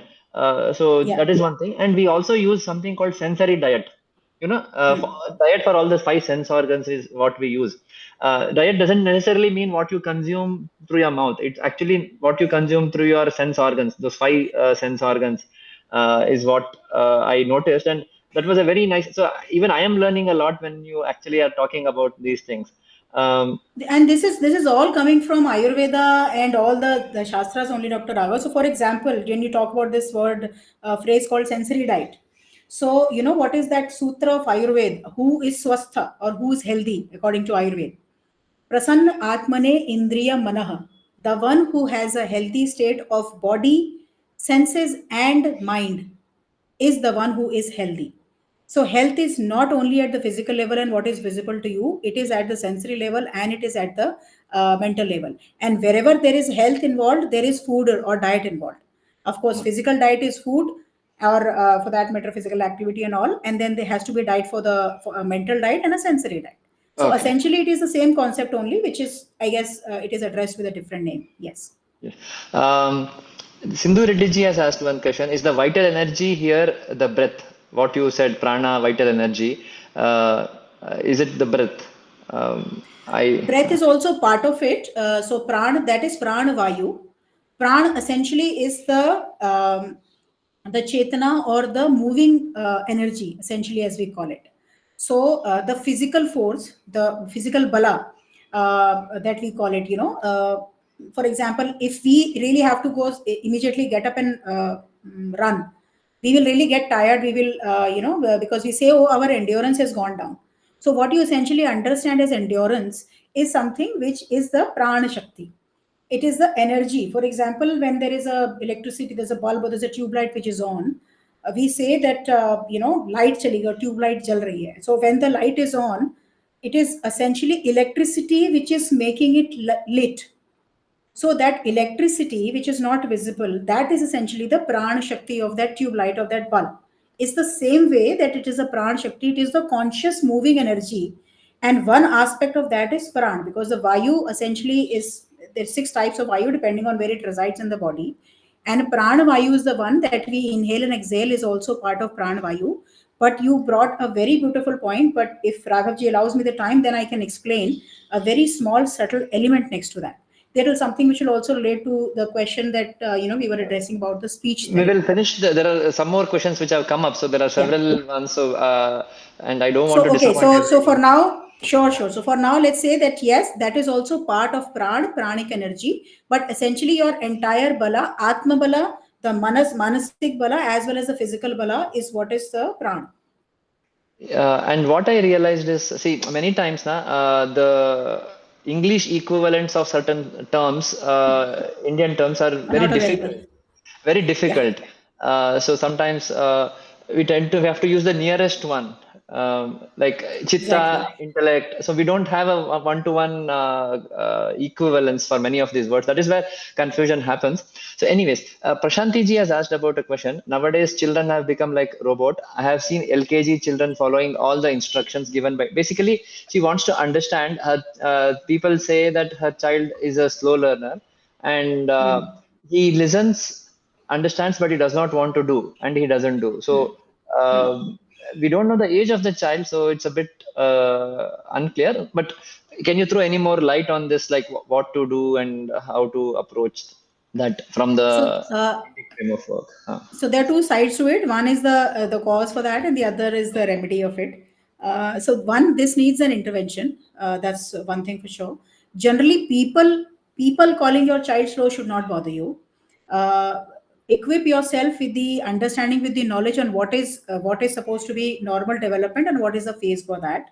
So there is no competition that, if there are other children in the preschool, or if the teacher is saying, because that teacher unfortunately is also not qualified enough to actually assess the child at that age. So that is the reason, do not give in to the words, find out yourself. So one, as I said, I will recommend, I'm assuming that your child might be below 5 years of age, that's why you're asking this question. If that is the case, please go through that. It addresses certain things, and there are certain, one, you have to make a very fundamental difference in what you are feeding to the child.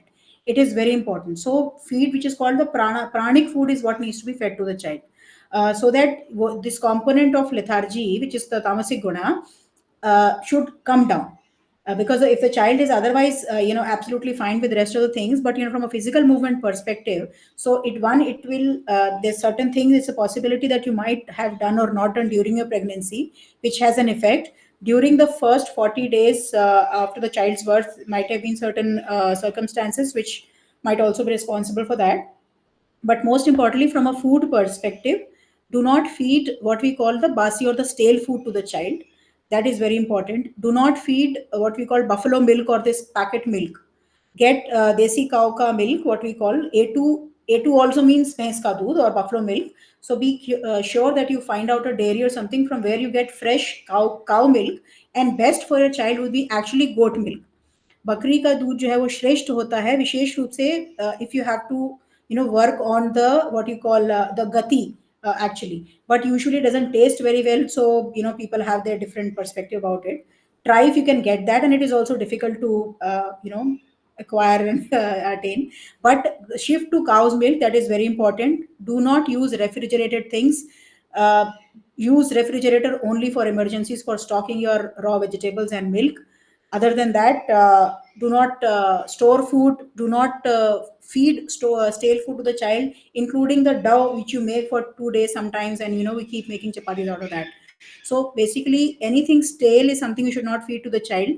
If your child is slow in that movement, so the what we call the kapha vruddhi karak food, for example banana, do not feed banana to the child.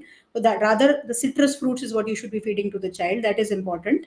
And apart from that, if you want, you can probably consult some Vaidya and all, and get a couple of Ayurvedic medicines also, which might be specific to the Prakriti of the child, because I do not know that currently. I just happen to remember one more thing which you said in Bhagavad Gita, chapter 16, I think. Sri Krishna says, Yatayamam gatarasam aputi parishutam chayat uchishtam api chamedyam. So, tamasam uchyate, Yes, something. tamasic. Yes, yes, tamasic people like that food essentially, which means that it has a meaning two ways. One, the people who are tamasic would like that kind of food, and if you eat that kind of a food, tamas increases. And tamas Okay. essentially does not, mean the devil essentially, but simply all lethargy, Inertia. the state of thoughtlessness, inertia. All Inertia. that is something which is related to tamas. Yes. So, Sindhu Reddy ji, her question left unanswered. So, coming back to that, if the child hasn't developed a certain kosha, will there be a void, or can the child develop even after that certain age?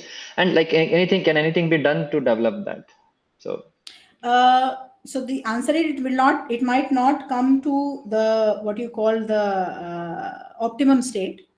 So that's a truth that we might have to live with, and that is what we see in children these days mostly. For example, the what you call the general IQ of children, people who are now in the age of 21 to 25 or so, has lowered. So there are only certain things that you can do to kind of bring it up, especially after the kosha stops developing. So while it is in the developing stage, that is the time when you can do that. And then to answer your question, because Ayurveda is the science of life, yes, it would mean that it has to be an intervention in that. So we'll not just be able to address it by probably changing some diets or some lifestyle. Lifestyle certainly has to change for sure, but at the same time you might need some Ayurvedic intervention. Why Ayurveda? Because Ayurveda does it naturally. It is not herbs, but even the aushadhis and the rasayans, which work on specific koshas, on specific nerves, on the nervous systems, on specific avyas. That's how well developed Ayurveda is. So do consult one and go for that. It depends on which kosha you are referring to, for example, and then they can be it can be addressed like that. But it would need intervention. Yes. Next question. Ravi Kumar ji has asked a question.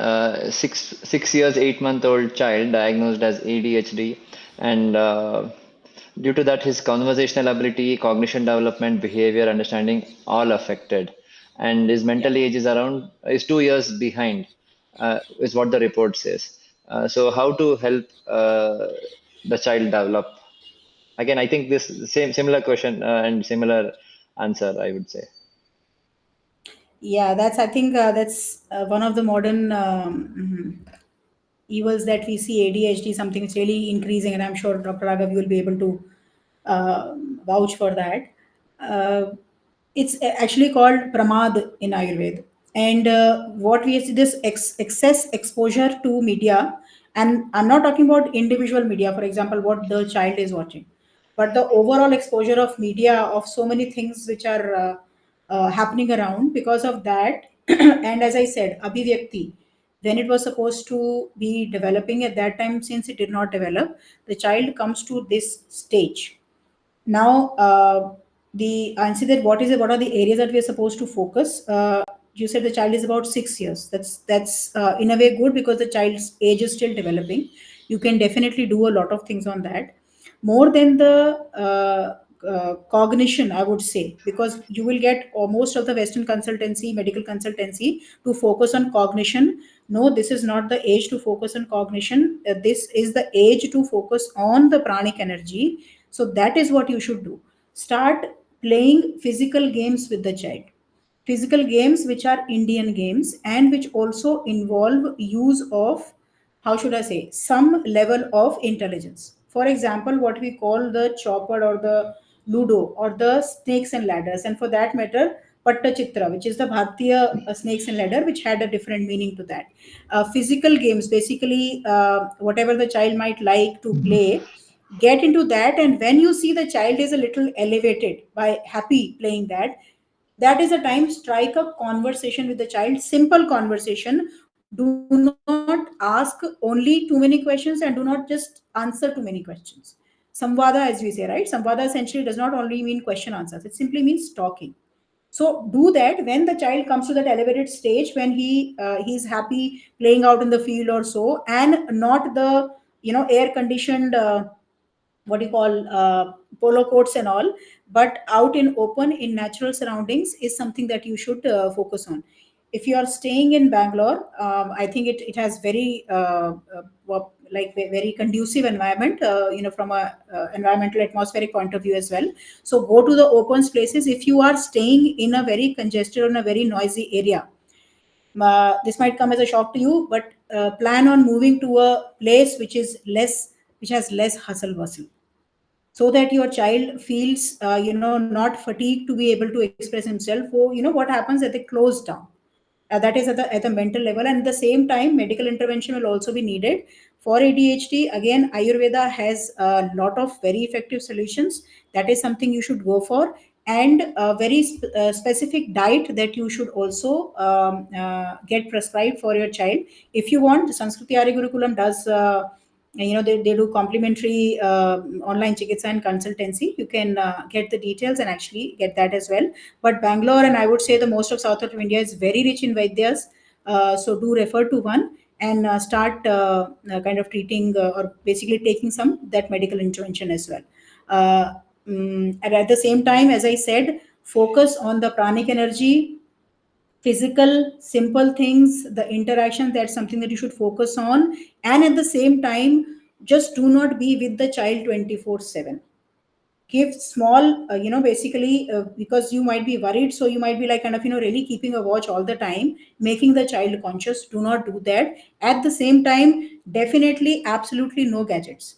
So if the child is very attached to the gadgets for whatever small thing that they might be playing, do it gradually, otherwise it will send a shock. And if the child is not that attached to that, and it is not only for the child, you guys, both the parents are, especially the people who are in the house, should move away from gadgets.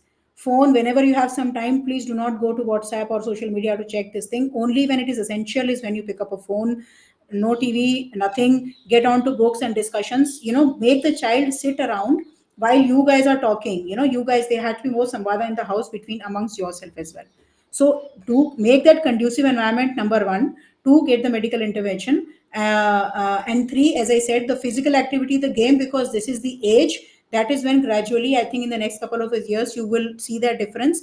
One thing that also I would like to suggest, Dr. Raghav, not just to Raviji's son, but all the children up to the age of 15 years, is to start getting Mantraushadhi Suvarna Prashan.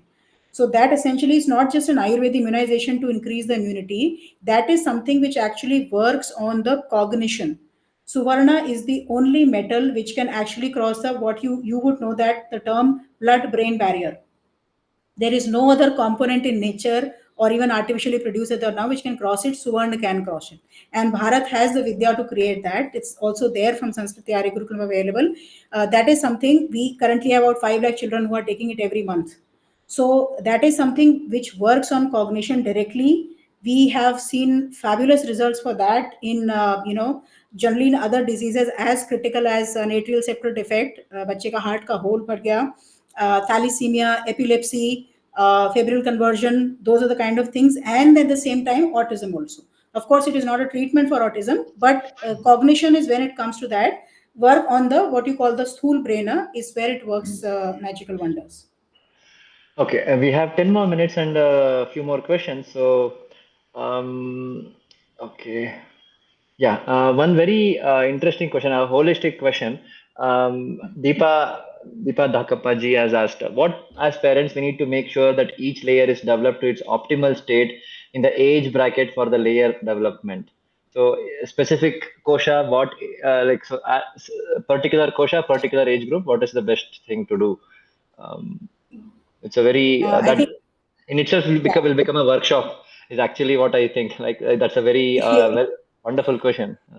It is, and that is something that Deepaji you would find inside the knowledge curriculum. I am encouraging, I'm not saying it because we have these courses available. This has been created for this purpose only.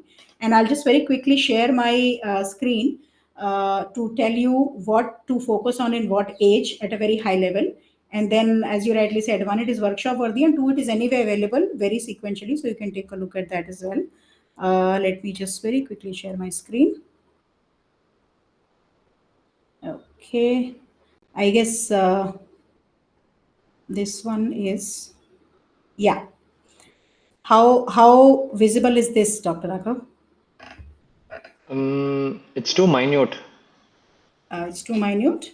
Yeah, Okay. maybe we can send it across to them. Like maybe send it as a broadcast or an email across to them, like with specific points.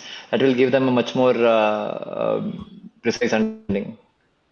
I think, as I said, so go through that introduction. In fact, you can opt for this. Go through the basic premise one, and that is where you would know what parenting to base at what year. If I say primarily at a very high level, from birth to 5 years, which is the time of the development of the Annamaya Kosh, the parenting has to be diet and routine focused. You have to get the child into habits and has to focus on the diet, both for the the body as well as for the basically the stool body, the gross body, and the subtle body. Two, between the age of 6 to 10 years, the parenting has to be behavior based. That is since because it is the the pranic energy which is coming up. How this is a time for you to basically the sensory diet or to tame the organs, because that's where all the shakti goes. It has to be behavior based. So there has to be change in the behavior of the parents also, because there will be changes in the behavior of the child also.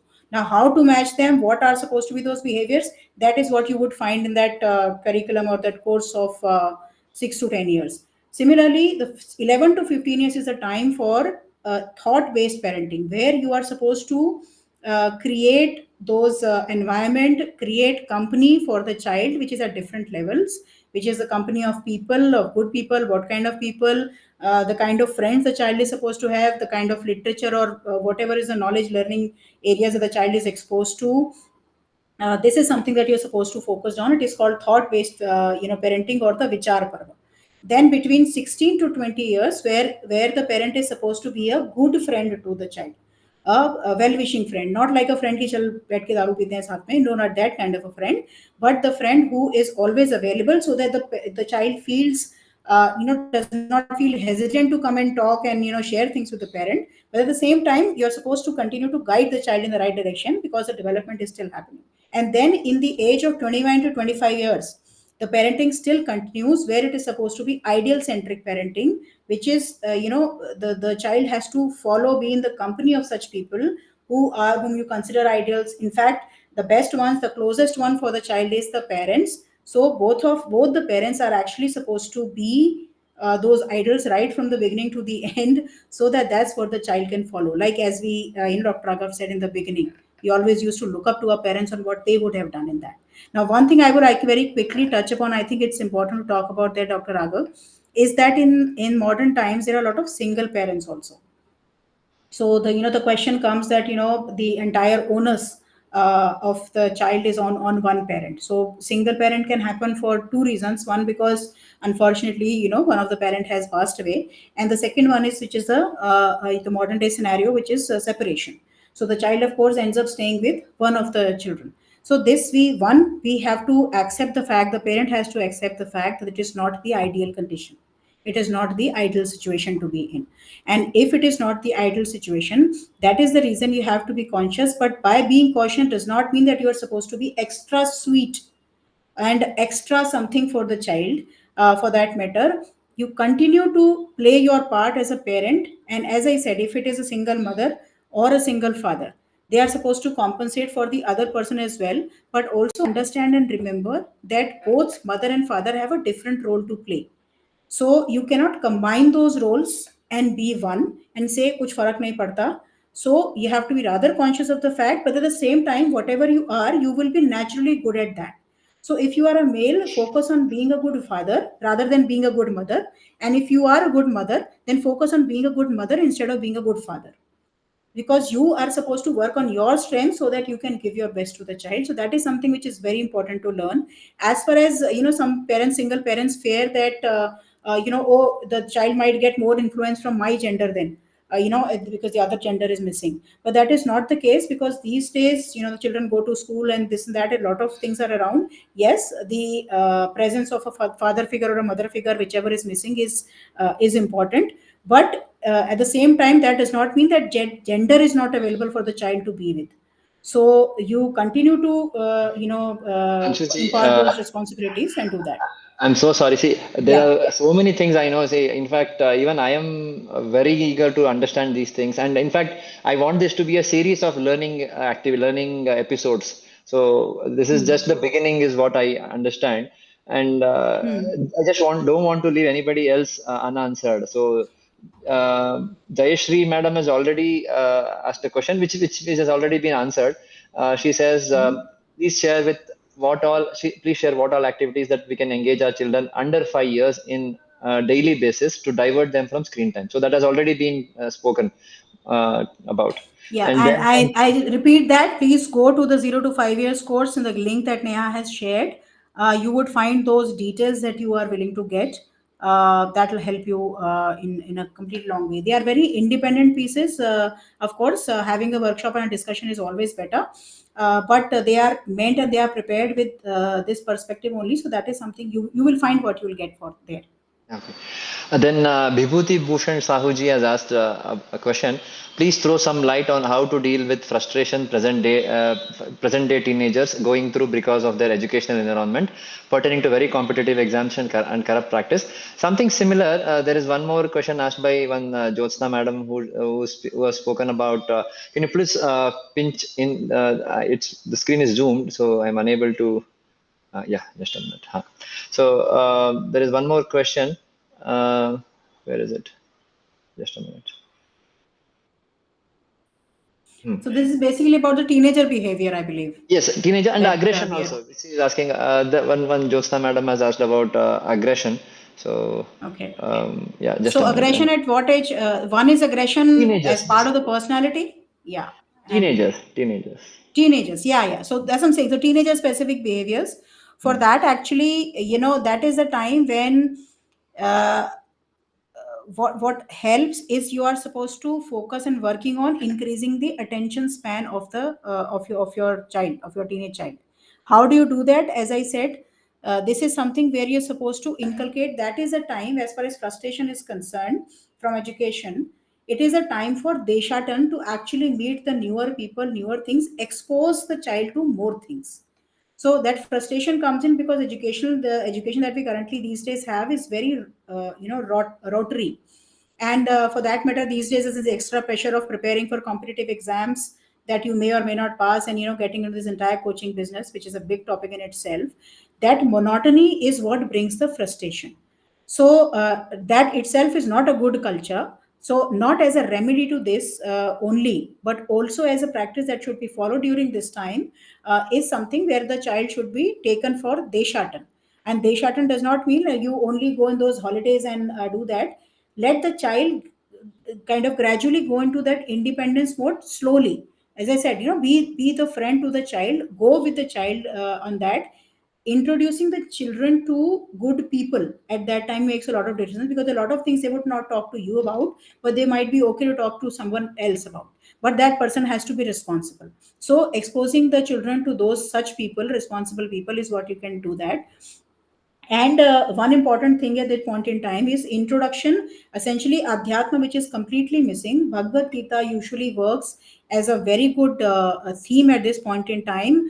Is basically connect your child to Bhagavad Gita, and then see there's a lot of this, again, a bigger topic on how do we associate, what do they do, but basically bringing that factor which keeps their mind calm, because those things are developing, that needs to be addressed. His tarka, his discretion needs to be addressed. And to address that is when you feed that kind of food to the intellect, to the buddhi. So essentially the same thing, जो जिसकी जरूरत है आप उसको feed करिए, and the frustration goes away. So at this point in time, because a lot of tarka and discretion is needed, education does not give that, because उधर उसको वही चीज पढ़नी है and has to do that. So you have to introduce the tarka, and Bhagavad Gita is really a best tool for that. And currently, in fact, there is Bhagavad Gita Jayanti is approaching on 11th of December. The Gurukul, it is the biggest parva, and we do an essay competition specially focused for youth. And Dr. Raga, we have received 1,800 essays, and out of that about 12 to 1300 are from students, and I am responsible for going through the English ones and all. And what kids have written, I am so happy and amazed. It's like you're just doing bhava sitting at that time. So that does wonders. You might underestimate it unless you might have not done it yourself, so you think, oh, ek book hi to hai, kya hoga.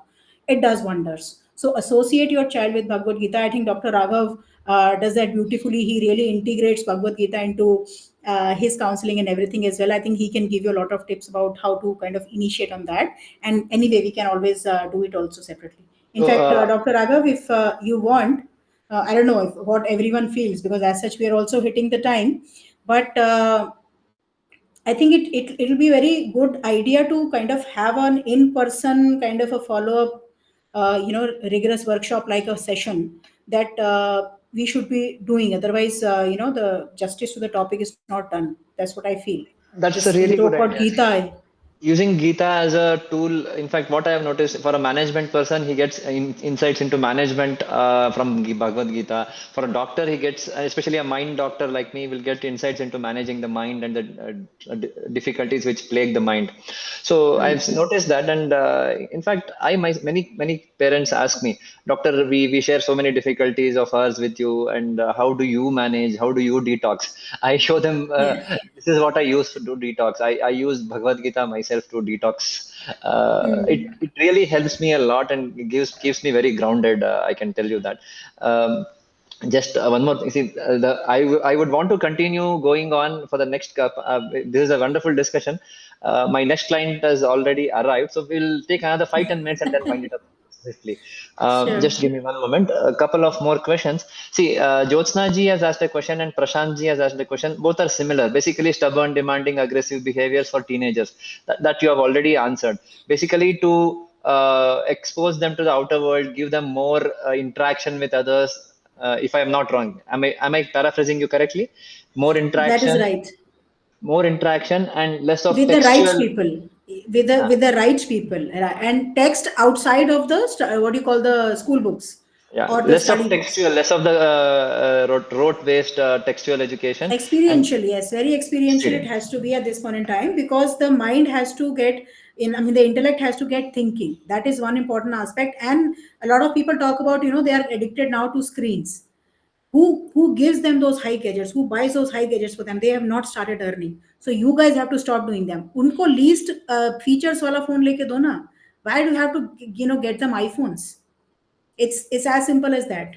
I'm Uh, sorry, but it, it's come very direct for the parents, but you no, are no, no. responsible for feeding children with such gadgets No, sometimes. see, in fact, it's understandable, extremely understandable because, see, what happens, it is, again, see, the question is recursive.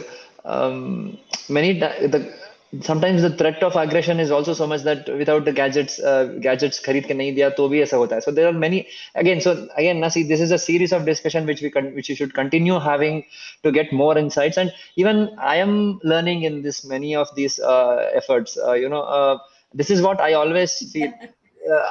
Honestly, being a practitioner of modern science, I have realized many shortcomings of the modern science, and I realize there are something. I'm not telling any science is perfect. We need to understand and make it more perfect to churn it repeatedly, and get more under insights out of it.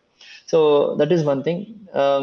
Just one Bhagwan ji has Bhagwan को भी सवाल होता है. Bhagwan also has questions. So, my child is trying to know beyond the age. Example, love. So, um, hmm. So for that, it's a, and that's where I think Bharatiya Vidya or Sanatan comes in beautifully. When it comes to questions like that, for example, the child, I don't know what is the age of your child. I'm expecting might be probably 8, 9, and trying to ask it. So one is because of the exposure, premature exposure of the movies and the ads that they see. Because the only thing they interpret, one, it can be both extremes. They understand love. They're talking about love of what the love that the child has for you, like the true, the actual love, or the other one which is essentially physical attraction.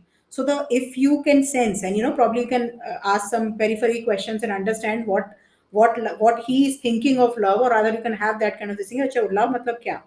So if it is the love is talking about what you call an Adam and Eve kind of a love, that is where moving them towards bhakti is something which usually works. That is when you introduce the dharmic, what you call it. You see, this is how, and that's when you introduce a different kind of love. You say, do you know what was the love between Krishna and Sudama? So that's when you, the parent, or especially the father, needs to have that kind of a conversation and that kind of this thing varta with the child.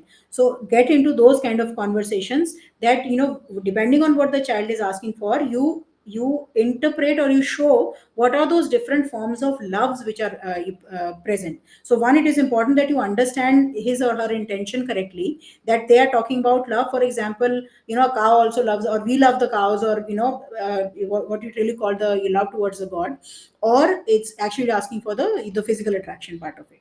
So physical attraction को divert करने के लिए you move to basically what we call the friendship based love, the story of Krishna and Sudama, the Pandav brothers, basically, their love and respect for each other, things like that. And if it is already that kind of a love, that is when you introduce more stories, and probably a full grantha to them. For example, the Bhagavatam is what you can introduce. And these books are not really religious books, or where you do and sit and patas and all. They are full of knowledge.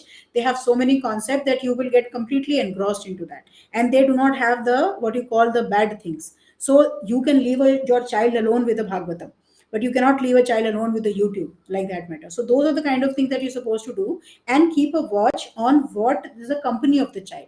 So the child should not get into, I think one example that Raghav shared, that a girl was getting groomed online by a very, kind of an elder person, in the sense, a young person. So just ensure that no such activity is happening in her life. One of the very important aspects that Vedic Parenting talks about, that Guruji has very specially focused on, अपने बच्चों के दोषों को पहचानना भी सीखे. It is important for you to understand your child might have a flaw or might be going in a wrong direction. So your job, that is why Dashvarshani Tadayet, you are supposed to be observant. See what the child is doing, keep an eye on what the child is doing, not by tracing the activity and having a software and tracing the activity on your laptop, but overall what the child is doing. So see, sometimes generally when you are walking, see uski screen pe kya hai, और for example last scene या ऐसा करके उसके उस पे wallpaper कौन सा है उसके मोबाइल के ऊपर, और the kind of things that they are making, so that is so happens during 16 to 20 years, that anyway the hormonal change is coming in 14, especially it's a girl. So those are certain things which happen naturally as well. So that is when you are supposed to tactfully, and if it is a girl who's asking, who's in the age of 14 to 16 years, let the mother address that, because she'll be able to explain it better. Otherwise it has to be the father who should be in that role of explaining the such kind of things to the child. So Okay, one last question and then we will wind up. The teenagers tend to get into peer pressure of phone, clothing, etc. How do we handle it as parents? I think the question, it's a paraphrasing of a different question which was previously asked. So for teenage group, again, how to engage them, how to keep them distracted from the vices, how to keep them focused on more productive things, and how to keep them fixed on, like, so give them activities which will what interaction so with other peers. one thing is that first identify the cause also.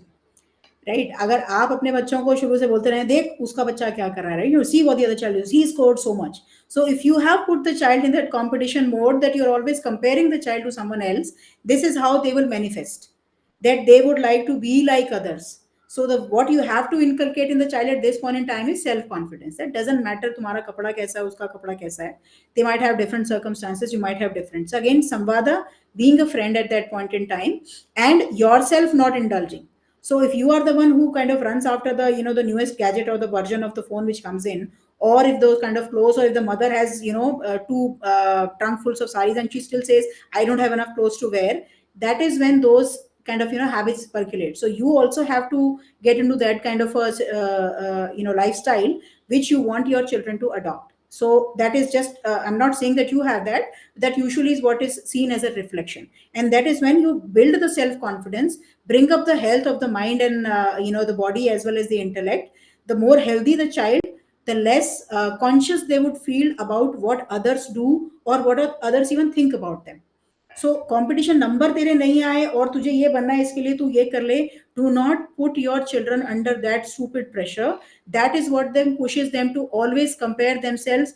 Since they cannot compare themselves or cannot come up to the intellect of some other child that you might be comparing your child with, what they try to do is imitate their clothes and imitate their clothing and their food and probably the amount of pocket money and the gadgets and everything. So do not get into this habit of one, comparing, two, pushing your children for good performance of marks, because that is a flawed system. Do not run after that. And as far as the jivika is concerned, don't worry, you are a good parent. भूखा नहीं मरेगा वो कुछ करेगा अच्छा. So you don't have to push them कि you have to get into IIT only or you have to get into medical only. Take your mind off, and the mothers have a bigger role to play in that, because they are the ones who kind of keep comparing, uska bachcha kya kar raha hai, mera bachcha kya kar raha hai. So mothers have to be more careful in that, and fathers have to be not dormant in telling the mothers also. They are the ones that are theek hai, chal raha hai, chalne do. They sit in a corner nicely reading a newspaper or a book. Don't do that. So if the mother is getting overtly sensitive about this, it is the job of the father to also tell the mother, you have to maintain that balance. So good cop bad cop केवल बच्चे के लिए नहीं है, वो आपस में भी आप दोनों लोगों को एक दूसरे के साथ बना के रखना है. So it is important for you to do that. Okay, that brings us to the 15 last minutes away. Yeah. segment. Yeah. So this is the amount of interest this thing has generated, and there are several people thanking us for the thanking. It's really, in fact, the reason why I wanted to organize this thing was, see, like say a brain surgery, a complex brain surgery is always restricted to textbooks and a hospital. It can never be spread. You cannot spread the knowledge about complex brain surgery. But parenting and bringing up a person, it should not be restricted to, should not be confined to one area, one book, one. It should be like air. It should be there everywhere. That was my Every person idea. needs to have it. Yes. Yes, right. And especially these are very these are the future torchbearers for the nation. So it's very important that we have strong individuals already in the making. And see, I would want to add one thing which I feel. See, any sutra, like say Chanakya Niti ka ek sutra, Bhagavad Gita ka ek shloka na, they are so beautifully compressed into one, 4 lines, 3, 4 lines. But you unravel them, you unfold it, it blossoms into a huge world. One shloka can give you an insight about the entire world, is what I have realized myself in my own. I can vouch on this in my own personal experience. One shloka can, if you think about it, like there are 3 layers: Shravana, Chintana, Shravana, Manana, Nididhyasana, and I don't know much about that. But what if you contemplate on one thing, it will give you insights into several things. And this is what that is where these sessions don't have an end. They just have a beginning. And I just wanted Right. to have tell a few more things, like what Yes. Anshuji was trying to, just to sum up, or like maybe a paraphrase. See, circumvention, preemption, and prevention in simple English words. Circumvention, problem है लेकिन दूसरा root लेके जाओ. Preemption, problem आना आ रहा है, दिख रहा है, लेकिन थोड़ा सा अवॉइड करो. प्रिवेंशन, प्रॉब्लम आने के पहले ही. So this is one area where there are some areas where there is a circumvention needed. There are some areas where preemption is needed. There are some areas where prevention is needed. So and there are formulas for, there are sutras for all of these things, is what I feel personally. And many things which you said, in fact, they were ringing a very familiar bell with me, because even I felt like, see, knowledge is never restricted to one particular book or anything. It's always human mind Very which true. it understands. So this school of thought, that school of thought is kind of being very narrow minded. It's what suits best for humankind, that is the best thing, is what I feel. And what suits best for the younger children suits best for the nation. See, in fact, you spoke about parallel vocalization, like allow the child to talk and then talk with the child, talk along with the child. That is parallel vocalization, which we call in speech therapy. Okay. Okay. And sensory diet, I already spoke. We in fact, initially I was skeptical about, like initially during my childhood days, or my MBBS days, how can Abhimanyu learn Chakravyuha Vedana in womb? But then I realized sense organs do develop by, now the science has said that sense organs do develop by 7th month of gestation. So that is where we do Simantam, or a baby shower during that time. And after birth, we give nice smelling flowers to the mother, bangles, because of the sound, the sensory diet. So it starts at that age, and they're very so beautifully married with day-to-day life that we can't even differentiate what is happening to the child. So very important. Yeah, and for that, why, Dr. Raghav, I think it is in the interest of everyone to know that Garbha Vigyan is a fully developed science in Bharatiya Vidha. So that is what Guruji used to call it, the biggest university of the world. So that is if you spend 20% of your time there, 80% of your life is sorted. But what we do, that we do not spend any time on that at all, and then suffer for rest of our life. So that is very important. And how to do that chronologically, every month on month, what needs to be done, what needs to be, for example, which chapter of Gita should be recited or read by which, in which month, what should be read, what should not be read. All the things is something which is prescribed in Garb Vigyan. And for that matter, even Guruji has written, he has put it all together in a Garb Vigyan book also, which is called the Encyclopedia. It's not something that you would find anywhere else as well.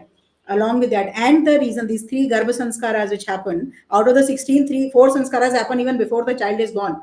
So actually the child is born, the day, it is conceptualized. The Garbhadhan is a sanskar, is the very first sanskar is Garbhadhan. Conceiving a child is a sanskar in Bharatiya Vida, and it has to be done in a certain way so that you get the best of prodigy. So it is an entire science, which is a beautiful topic and all that, and every single thing that one does or one doesn't do, both where father and mother have the responsibility. Mother, of course, has a bigger responsibility. I think did touch upon some topics of depression and all those things and how that affect knowledge when it comes to that. This is not just one Abhimanyu or Ashtavakra that we have to talk about. History, of course, is full of those examples, but it's something you can see it yourself. We, in fact, have a lot of examples within Sanskriti Arya Gurukulam purview on that. So these three sanskaras are very, very scientific, which happens during the each trimester. One sanskar every trimester. That's it happens. It has a purpose. And I think we were talking about that in this thing in the last meet. I'll just because it's important. You spoke about Simantun Nayan. So Simantun Nayan essentially is considered as both bharai, कि उसको बहुत सारा gift दे दो and everything, and it's kind of a goody this thing with some mantras. No, it is not just mantra chikitsa. It is a very scientific sanskar which is done with specific samidha. Basically, use certain herbs. So it is the aromatherapy that you use, and what it is used for. Simant is the spot where all the 7 bones of the skull meet. That point is called Simant. Simant Unnayan, which is to strengthen that point, is that sanskara is done in the 3rd trimester. Why is it done? Because now the skull of the child has to be ready. It has to go out of the yoni. The time of the birth is coming out. So that is to be strengthened. And because it is not done, and especially when these forceps deliveries are happening, the child is pulled out using forceps, you would see this amazing increase in the number of autism cases these days. So we say, oh, it is, we attribute to this, we attribute to that, we attribute to Bhagwan, Purane Janm ka karm hai, bacche ka kuch aisa hoga. But absence of one sanskar and the wrong use of forceps is really causing such a bad damage. So it is a fully developed science, and you write on that. And why I wanted to point out that, Dr. Raghav, that is what the natural laws, whatever is naturally the truth, is what everyone would realize. And that essentially what you just spoke, that you felt. Because actually what is the natural truth is what you felt, or wo ek hi hai. It cannot really vary. So that is the reason we are always very happy and very confident about that, कि वो सत्यापित है, हमारे शास्त्रों से जो प्राप्त है वो सत्यापित है. It is attested. That is why we can definitely explore it without any hesitation, without any disbelief, and continue to make our lives better with that. It was a very wonderful session. In fact, as you were talking, I was turning my mind. I got a few more questions, but I'll talk to you personally because I'm running short of time. So definitely we will plan something else on this series. This is just the beginning, like I said. And please stay tuned, and we will definitely try to spread the knowledge, disseminate the information which is easily available to everyone, to every single parent. We will see how best we can go proceed further. We are discussing that, and then we will get back to you. Thank you so much. Thank you everyone for this wonderful participation and very encouraging words. Thank you. This means a lot because we have to continue. This is a series which I have planned in my mind. This will give me an idea how to take it further. Okay, all right, certainly, let's do that. And I think it's need of the hour, and we have a lot of concerned parents and the ones who truly want to do good to their children and their families. So certainly we must do something for them as well. Great. Thank you. Thank you, and thank you for your time, Dr. Raghav, and thank you for all the people who are coming. I think most of the people are from your network. The reputation that you carry, in the respect that you carry, and the area that you're working on is really great. Dr. Raghav, please continue with that. My best wishes, and let's continue to meet. Thank you, everyone. Namo Namah.